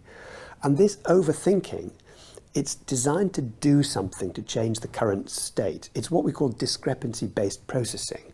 That is, it focuses on the gap or the discrepancy between your current state and your desired state. So the whole idea of this mode of mind is it trying to close a gap. This thinking that comes online to try to close the gap tries to bring up from the past and bring up from the possible futures evidence that can help you to close that gap. It tends to be there in the service of avoiding this place you don't want to go again. These thoughts that come up are taken as real, because mostly thoughts are real and they do tell you the truth. And it depletes your energies. You just go for it. It seems to me the most important thing you can do to try to sort yourself out. So you stop nourishing yourself, you stop taking breaks, and you just focus on this, and you deplete yourself and exhaust yourself. It's all quite logical then. If you approach it from Precisely. an entirely logical perspective, this is how you would deal with this problem. Exactly, Danny. That really gets the nub of the problem. This mode of mind comes up not because it's usually unhelpful, but just the opposite. This mode of mind is usually the most helpful thing you can do. I mean, imagine a simple example like getting from here to the other side of Oxford. Okay, here we are sitting in Headington in the Warnford Hospital in the Oxford Mindfulness Centre, and let's say you wanted to go to Summertown on the other side of Oxford. Now, you've got to know where you are now, and you've got to know what your destination is, and you get in your car or on your bike, and you start out. What if you you turn off the wrong road? It's perfectly legitimate then to think, oh, where did I go wrong? And retrace your steps. Where did I go wrong is a very legitimate question there, because you are thinking, how can I get back on track? But if you're thinking about your life and you say, where did I go wrong? It suddenly feels a lot more important and a lot more pernicious and a lot more unanswerable. But that's not the mode of mind's fault. It's doing the best that it can. So you want to have a problem-solving mode of mind that gets you from here to B very smoothly, automatically, and it's got to close the gap between where you are on your bike or in your car and where you want to be. When you get to your destination, the mode of mind can close down. It's done the job it has to do. But notice this. The whole point of external problem-solving, like getting from here to the other side of town, if you stop and ask yourself, how far have I got to go? How far am I from my destination? That itself, asking that question, doesn't affect how far you have to go. You might get off your bike, you look at a map, and you are where you are. Asking the question doesn't affect anything. But think about when you're feeling low walking around that lake. You start the same problem-solving mode. Where am I now? Depressed. Where would I like to be? Happy. There's the gap. There's the gap between where you are now, where you'd like to be. As soon as you notice you're not as happy as you wish you were, what happens? You become sadder.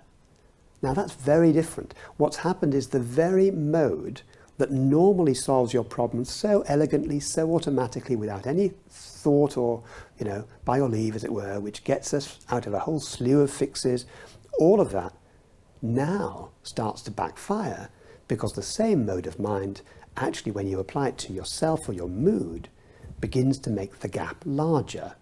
And the mind usually has been trained only in this problem-solving mode, so it tries again. Okay, so why am I depressed, it says. Okay, where did I go wrong? And there, that innocuous-sounding question, which is innocuous when you're going from here to North Oxford, turns out to be not so innocuous when you're talking about your mood.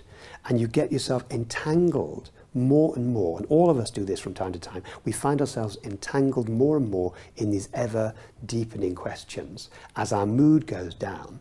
And the poor mind is doing the best it can, if you like. It's really trying to help us with this automatic, verbal, gap-focusing, discrepancy focus, past and future evidence, avoidant, thoughts being taken as real, depleting. And the net result is exhaustion and sadness and depression. Which means there has to be an alternative.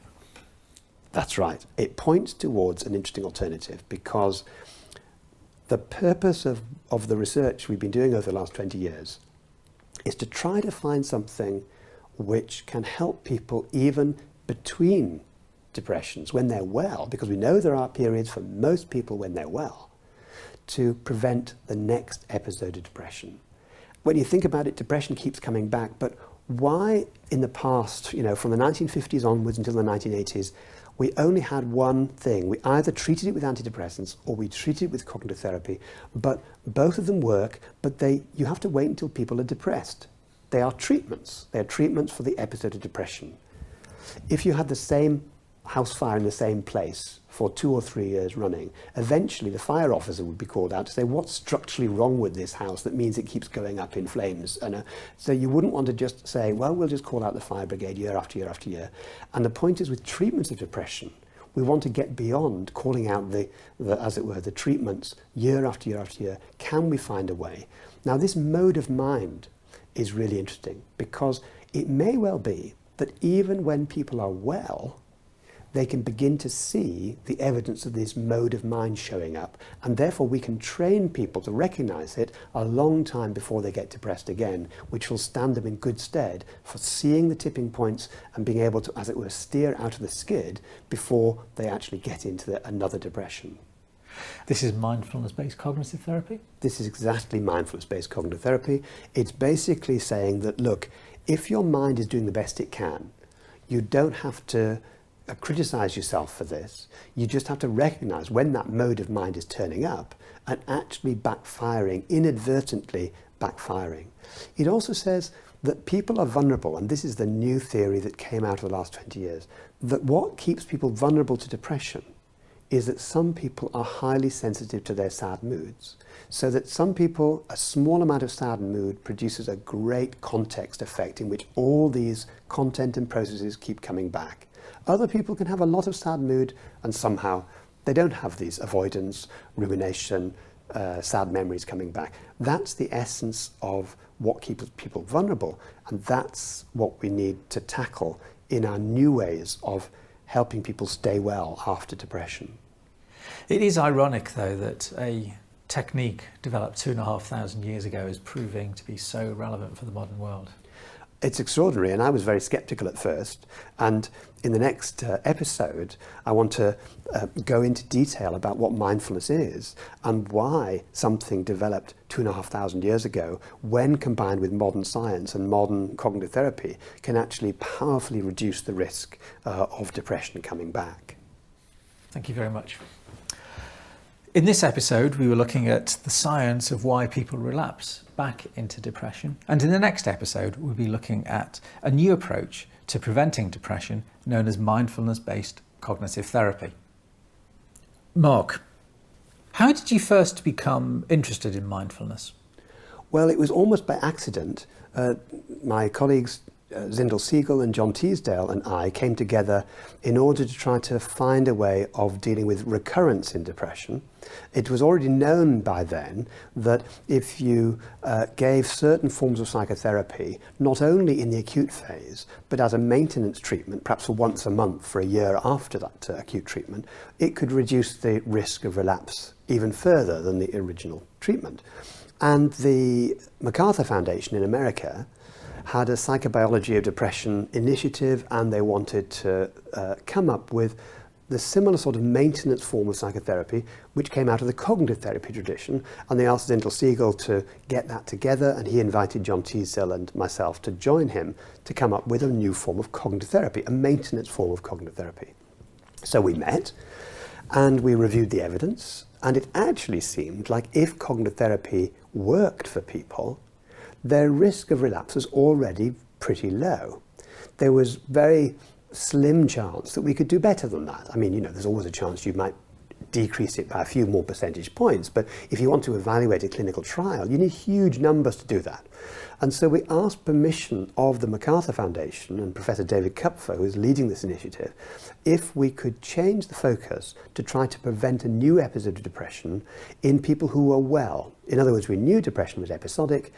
There are periods of wellness in between. Could we find the critical vulnerability mechanisms and try to, as it were, stop the depressive slide before it actually started? So were you in effect trying to encapsulate the effective components of cognitive therapy and then try and enhance them in some way? Exactly. I mean, cognitive therapy was developed for people who are right now depressed. You search for, you look out for, you catch your negative thoughts and so on. But when you're not depressed anymore, there are no negative thoughts, not many around. So it means that a psychotherapy developed for the acute episode doesn't necessarily work for people when they are actually between episodes. But it's exactly as you say. Could we find out what it was that was making people vulnerable and change those risk conditions even when there wasn't an episode around? So you had this idea. How did you run with it? Well, originally, we didn't think that mindfulness was the issue, but John Teasdale had some experience of certain forms of meditation. He also had been speaking to a colleague of ours who'd visited our unit in Cambridge where John and I worked, somebody called Marcia Linehan, who had used something that she called mindfulness as part of what she called dialectical behaviour therapy in her treatments of people who had a diagnosis of borderline personality disorder, people who were chronically suicidal. I knew her because of our mutual interest in trying to find ways of preventing suicide, and she had talked about one component of her treatment was mindfulness. Now, John had an interest in this, but he'd never, as it were, thought of a way of applying mindfulness. But what Marcia added was there's a person called Jon Kabat-Zinn. John had already heard of him. He'd even seen him, I think, once in a workshop. But what Marcia said was he's got an 8-week program which does virtually nothing but mindfulness. And he's developed it for chronic pain. Why don't you go and consult him? Well, that's what John suggested to Zindel and I that we should do. And I take it you weren't very enthusiastic about this? I was very sceptical, actually.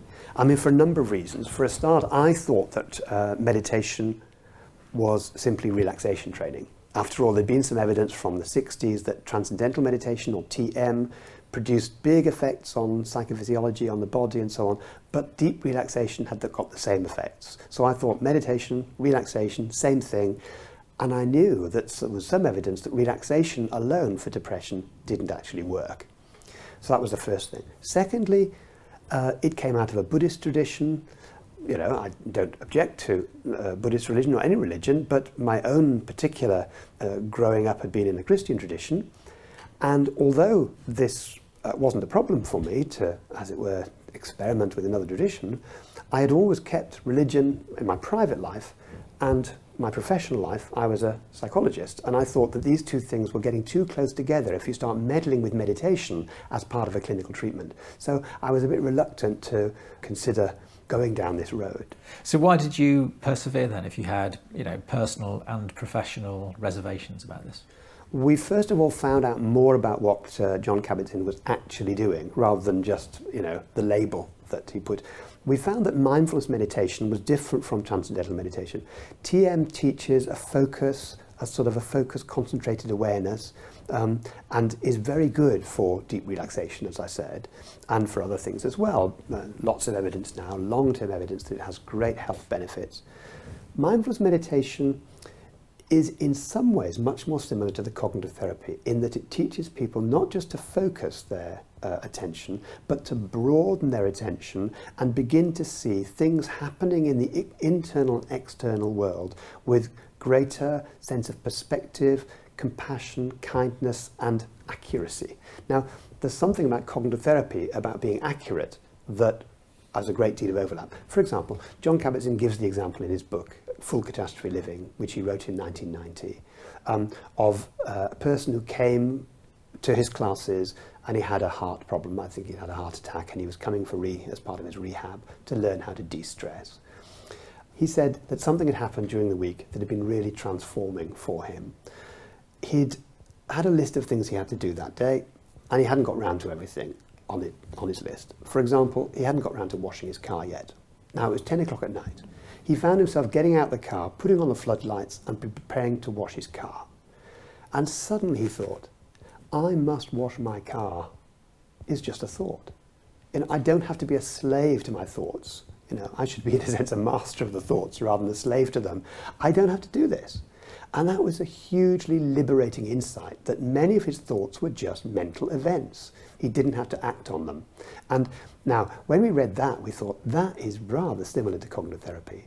It was enough to give us a theoretical basis for going ahead. And also, Kabat-Zinn had done some work on chronic pain, showing that in one of the most difficult conditions of chronic pain, this approach had been transformative for many people.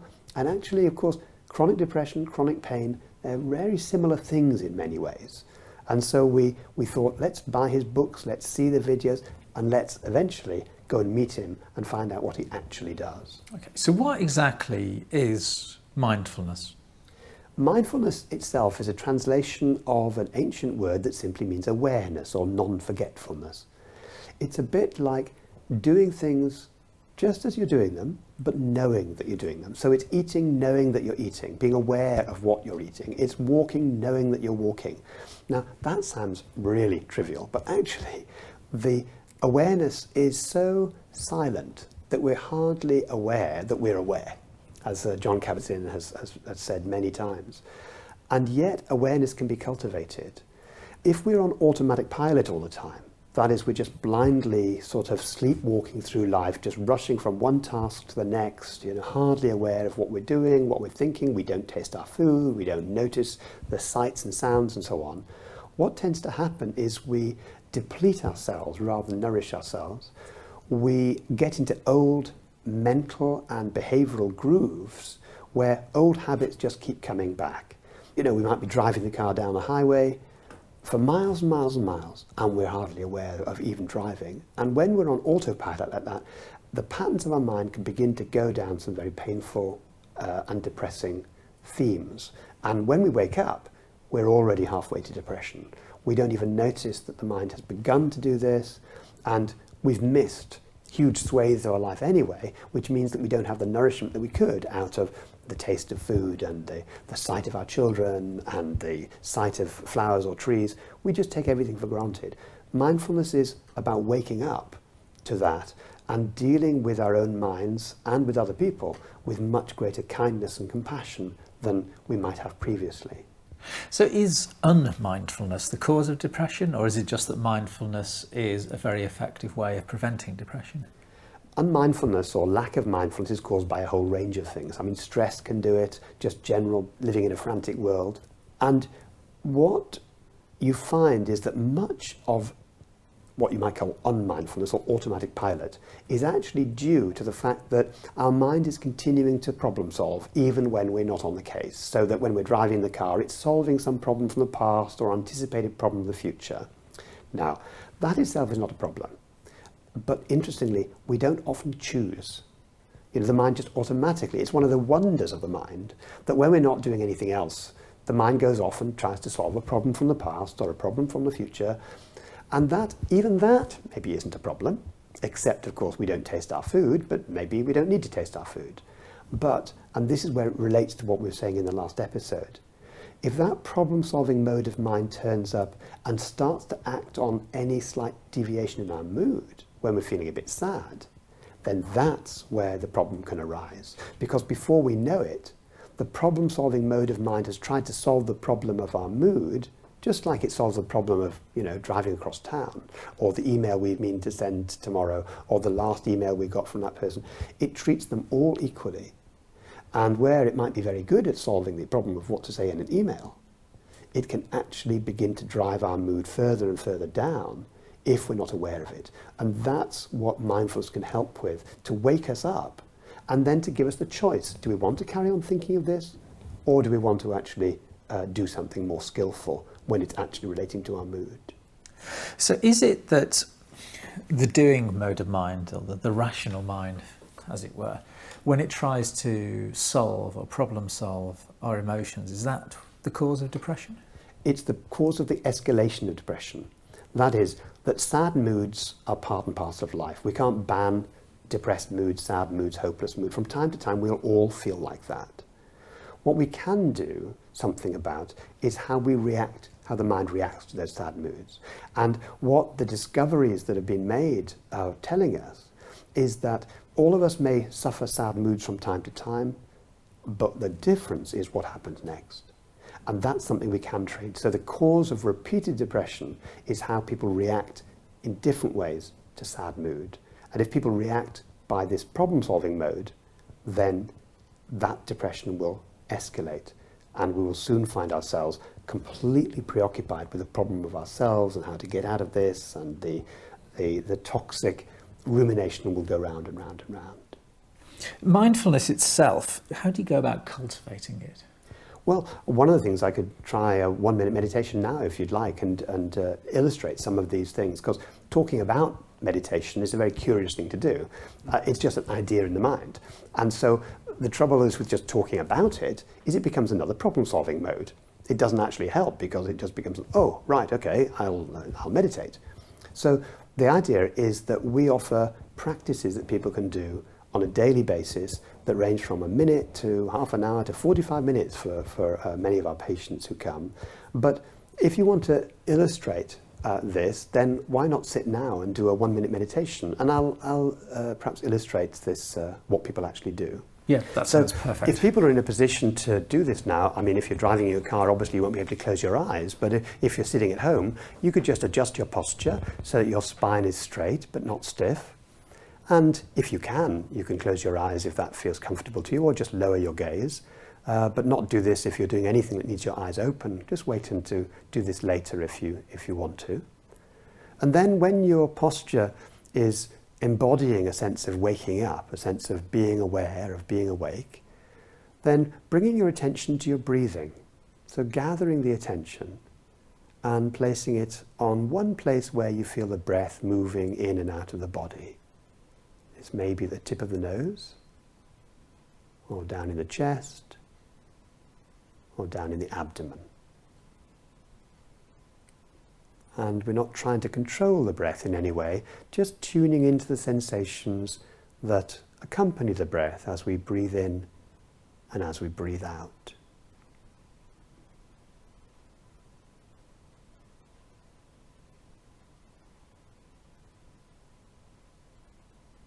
And one of the things you may notice is that the mind begins to wander. And if you notice that, it's not a mistake. That's simply what minds do. So when you notice your mind has wandered off the breath, simply acknowledge where it went and then very gently escort the attention back to the breath, wherever you are following the breath. And doing this over and over and over again, as many times as the mind wanders, simply acknowledge where it went and bring it back, very gently.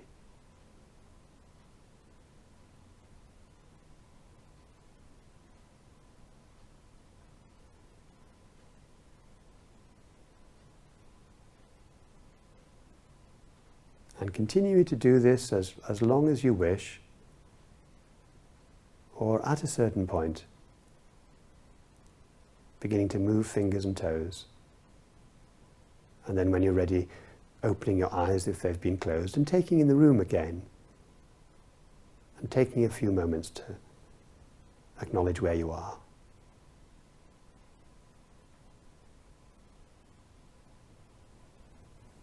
So I'd be interested in anything you noticed when you were doing that, Danny. It's profoundly powerful. It doesn't matter how many times I do mindfulness meditations, I'm always surprised at how focused and relaxed I become, even after a minute. It's interesting, isn't it? Did you find your mind wandering at any point? Yeah, I mean, that's as you said, that's what minds do. That's what minds do. You know, my legs walk, my mind wanders. That's a really good way of putting it.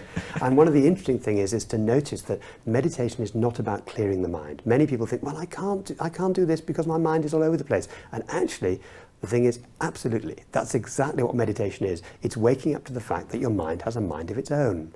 And most people don't know that. Most people don't know that they're driven by thoughts that are, as Jon Kabat-Zinn says, not subliminal. They're just below the surface of awareness, but they end up driving a lot of what we do much of the day without our being aware of it. So if we want to wake up and make more choices, we have to wake up to what's going on inside our mind, inside our thoughts, inside our feelings, without obsessing about them, but just notice them. And that's it gives us an incredible advantage. So is it just the act of observing your thoughts as they appear in your mind? Is that where the therapeutic effects come from? There's all sorts of things that go on when you do this. Notice what we were doing there. The first thing, we were noticing the patterns of the mind. So yeah, noticing mind wandering is a very powerful thing, and not dealing with them by criticizing yourself. It turns out a very powerful component of this is dealing with mind wandering with kindness and compassion. If you learn to be more kind to your own mind, you end up being kinder to other people as well, and having more compassion for other people with whom you share your life. But it's not just the wandering mind, that's important. It's not waking up to that, waking up and dealing with it with compassion. But one thing we did there, and of course many of our meditations go on a little longer than that, you're actually training a sort of a mind muscle, if you want. It's rather like a mental form of martial arts. You're training yourself to attend and keep your attention in one place, and then when it wanders off, to bring it back, wanders off, bring it back, wanders off, bring it back. You're actually training attention. Now, one of the things we know that goes in emotional problems is your attention is one of the first things to go. You can't attend. Your attention gets hijacked by your concerns, whether it's obsessionality, whether it's depression, whether it's anxiety going off and worrying. You actually find it very difficult just to focus on one thing. We know from the brain studies that actually the brain is always, as it were, looking to find an association and therefore taking you off track. So one thing we do is to train attention, and many of the benefits that come from meditation come from the ability to keep your attention in one place. The analogy that some people use, if you're looking at the stars through a telescope, you don't want to be on a rowing boat, yeah? Because there's no stability there and you won't be able to focus. You want to make the thing you're basing yourself on, as it were, grounded. You've got some stability, then you look at the stars. You can't gaze at something and really attend to it and really pick up everything that there is to be picked up while you're in a rocking boat. So by training your attention, you're grounding things, and then you're much more likely to notice when your attention wanders off to something else. And that noticing, that awareness, gives you a choice. You might want to go and pursue that daydream. You might want to go and solve the problem in the future or think of a problem in the past. There's nothing wrong with the future and the past, but at least you can bring yourself back to the present moment and make choices. And that coming back to the present moment gives you more choices. I'd like to go back a couple of steps. What precisely is mindfulness-based cognitive therapy? It's a combination of mindfulness, which is from an ancient meditation tradition, secularized, taken out of its religious context, and made into a form of mental training. So it's using ancient spiritual exercises in a secular form of mental training that allows you to train your attention to be where you want it to be intentionally and without harsh judgment coming up all the time. So it's about wise and discerning judgment rather than harsh self-critical judgment, and it's about intention and training attention moment by moment. So if you had to define mindfulness, how would you define it? Mindfulness is a form of awareness. It comes from an ancient Pali word, sati, which originally meant memory or non-forgetfulness. It comes from a Sanskrit word, smriti, which meant memory. But rapidly, in the way that the historical Buddha used it, sati, it became broader than memory to the sort of awareness. So, for example, if you had your children in a large church or cathedral and you were looking around and they started actually stamping their feet, you might say to them, remember where you are. Now, you're not actually asking them to do a memory exercise, you're asking them to do an awareness exercise. You're asking them to say, remember where you are, is being aware of where you are. That's what we mean by awareness. Of course, usually that backfires with children because they then make more noise and you end up making more noise as a parent yourself. But it illustrates the point that mindfulness is awareness, and therefore it's nothing esoteric, it's nothing mysterious. It's just that in our Western world, we don't cultivate it. We cultivate the rational thinking mind. We don't cultivate the awareness that surrounds the rational thinking mind, but is much more than thinking. So is MBCT effectively 90% mindfulness and 10% CBT? It's 90% mindfulness, and then it's adapting the John Kabat-Zinn's MBSR program, which is mindfulness-based stress reduction. It's adapting that so it's focused on serious mental illness of depression, of recurrent depression, and therefore it takes the basic elements of mindfulness and drops into that vessel, into that pot, so to speak, into the mix, some elements we know are particularly useful for people who are recurrently depressed. There is an emphasis, for example, on thoughts and feelings and how connected they are in session 2 of the 8-week session. I mean, MBCT is an 8-week program, basically. It's 8 weeks, 2 hours a week. And people come to group or to class, and it's much more like a class than a therapy group. It's not a group where people have to speak or share their problems and so on. It's a skills training class, much more akin to a yoga class than a therapy group. And so people come and learn the skills of meditation, and then they take CDs home with them to practice at home for up to an hour a day if they come to our clinic. So it's 90% the mindfulness-based work, but there are these small but important differences, really significant differences from generic mindfulness training, which have been designed for people who have a recurrent problem with depression, especially illustrating the connection between thoughts and feelings, the way in which when you're depressed you often have no energy, what you can do about that, the way in which you deplete yourself all the time when you're in danger of getting depressed, and the way you can build nourishment back into your life. Lots of elements. Most classes out of the 8-week class have some things which are common, mostly common to mindfulness-based interventions all over the world, but some critical things that are specifically designed for recurrent depression. Okay, so mindfulness itself is, I think you have a definition of it, of paying attention in the moment to things as they actually are, rather than as you wish them to be. Is that correct? Yeah, I mean, it's based on Jon Kabat-Zinn's definition of mindfulness being a way of paying attention in this special way, intentionally, moment by moment, and without judgment. And this has been modified in very slight ways over the years, and we now say exactly the same. Mindfulness is a way of paying attention intentionally, without judgment, moment by moment, to things as they actually are, and absolutely, as you say, rather than just all the time focusing on things as you wish them to be. So you become aware of this gap-focused processing, of discrepancy-focused processing, and you take account of it in skillfully managing your life on a day-to-day basis. I mean, most people are going to quite rightly say, well, I do pay attention. I'm acutely aware of everything that's going wrong in my life. You know, how does that type of awareness differ from mindful awareness? There are people who would say that, you know, I'm aware, I want to be less aware. And fair enough. If being less aware works, fair enough. If distracting yourself works, if anything else works, do it. Yeah? We're not saying you've got to do this. However, many people find that distraction only works for a short time and that it keeps coming back. Now, the question is, why does that happen? And it usually happens because although people think that they're attending, that they're aware of their problems, what is happening is that they attend to their problems, but then very quickly they're getting entangled in self-blame about their problems. So they're saying, you know, oh, okay, I'm acutely aware that that meeting didn't go well, for example. And they might think, I want to be less aware. So fair enough, they try to blank it out. But they find it comes back. Why did it come back? Because it wasn't just that, the problem of the meeting that didn't go well. They're now telling themselves, and that just shows I'm not up to this.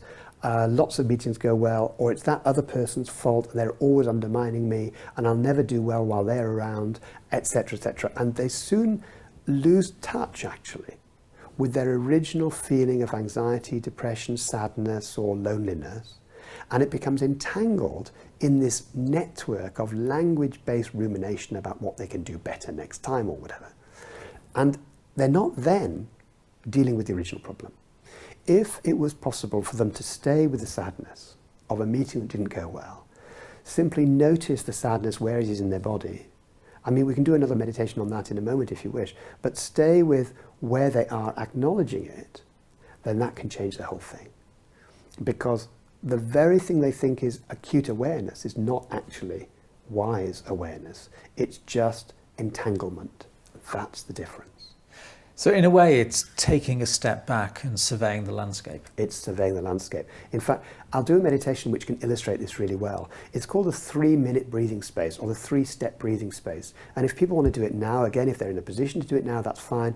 If they're not in a position to do it now because they're driving their car, then they can try this later. But let's just focus on the 3-minute breathing space, and I can illustrate the point that you make.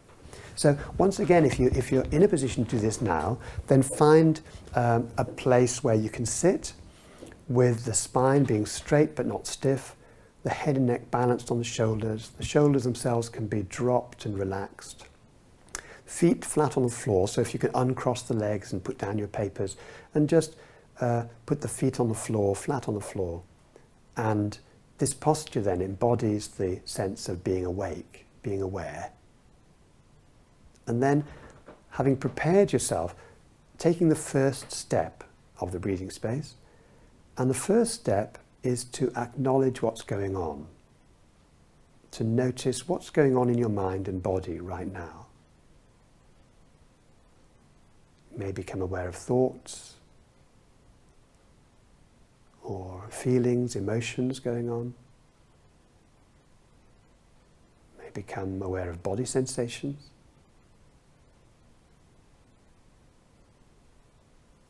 And see if it's possible to let go of the tendency that we all have to want things to be different, and allow things in our mind and body to be just as we find them, just for this moment.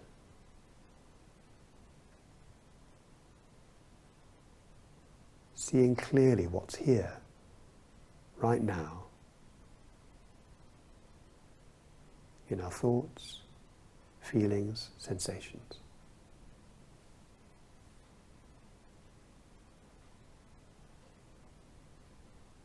Notice any reactions we have, any sense that these are unpleasant or not wanted, and just allowing that to be here as well. Just acknowledging not wanting.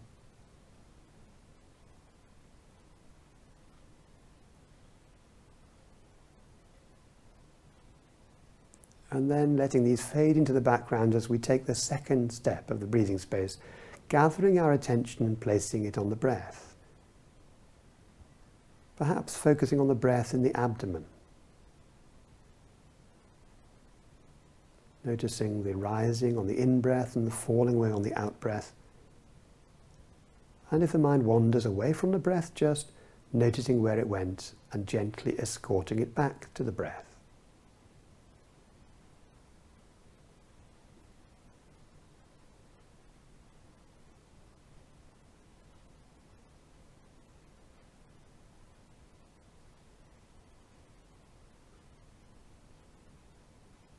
So no matter how many times the mind wanders, noticing it and bringing it back, again and again.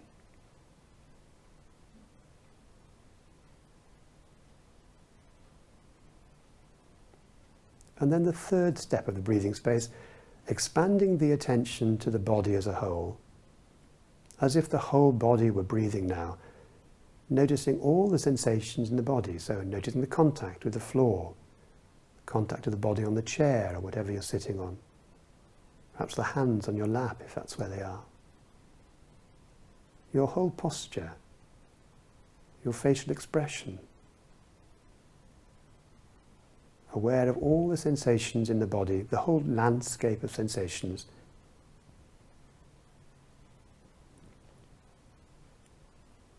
And seeing if it's possible to allow the body to be just as you find it. Opening to everything that's going on in the body as you sit here breathing.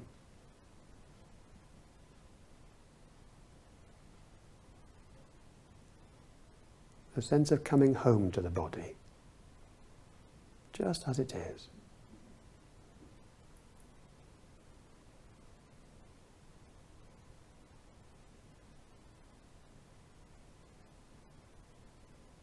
And then when you're ready, beginning to move fingers and toes, and if your eyes have been closed, allowing them to open and taking in the room again.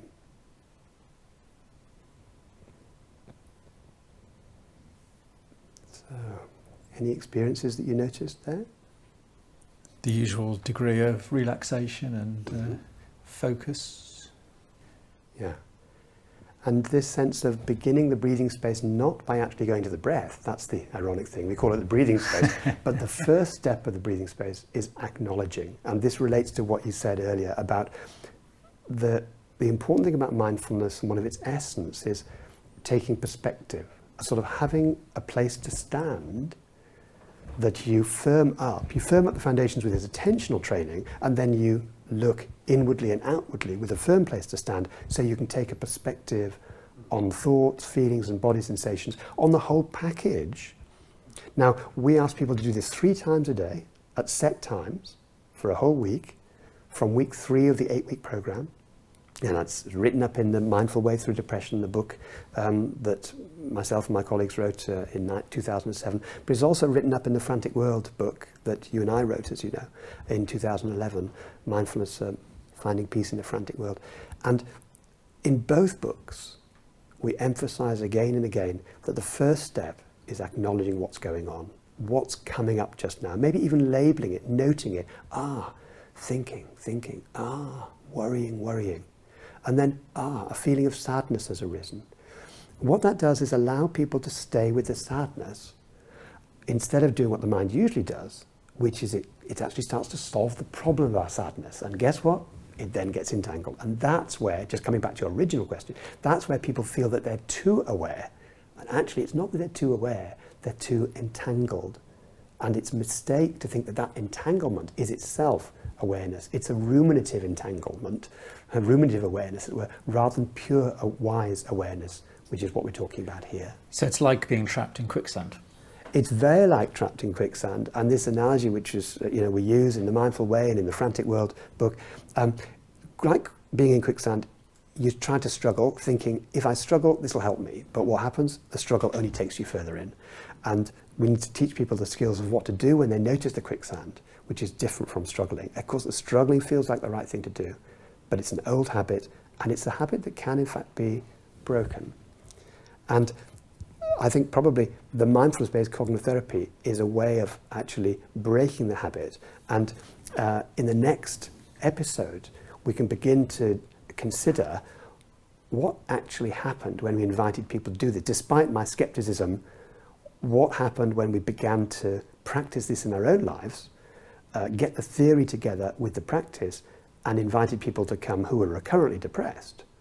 What would be the effect, what would be the impact of teaching this over 8 weeks to people who'd been recurrently depressed, where often they'd tried many, many different treatments and failed? What would happen when they actually tried this? Maybe we could tackle that in the next episode. Can you summarise in a few sentences what the MBCT programme entails?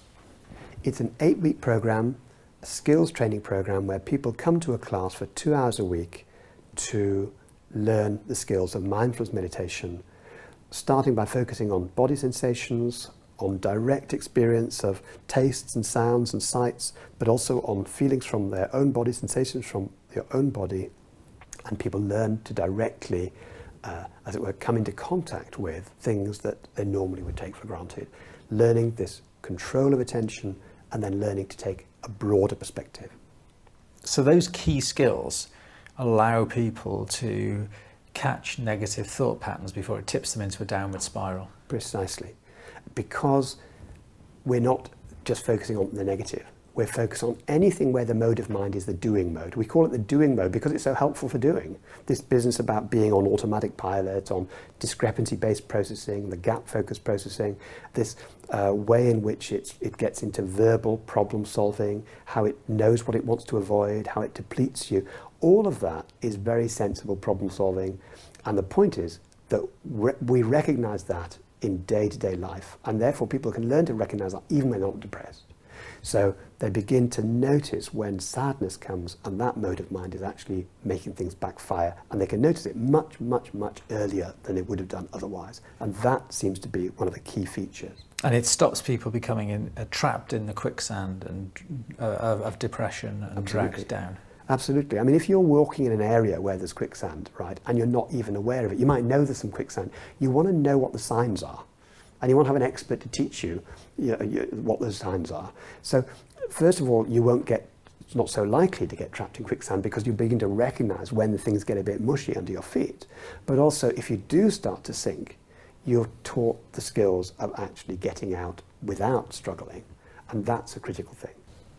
So the critical thing is, does this work in practice? You could see the theory of it, but would it actually work in practice to invite people along to a class in which they learnt these techniques? Would it actually prevent depression? And that's the critical thing I think we need to consider in the next episode.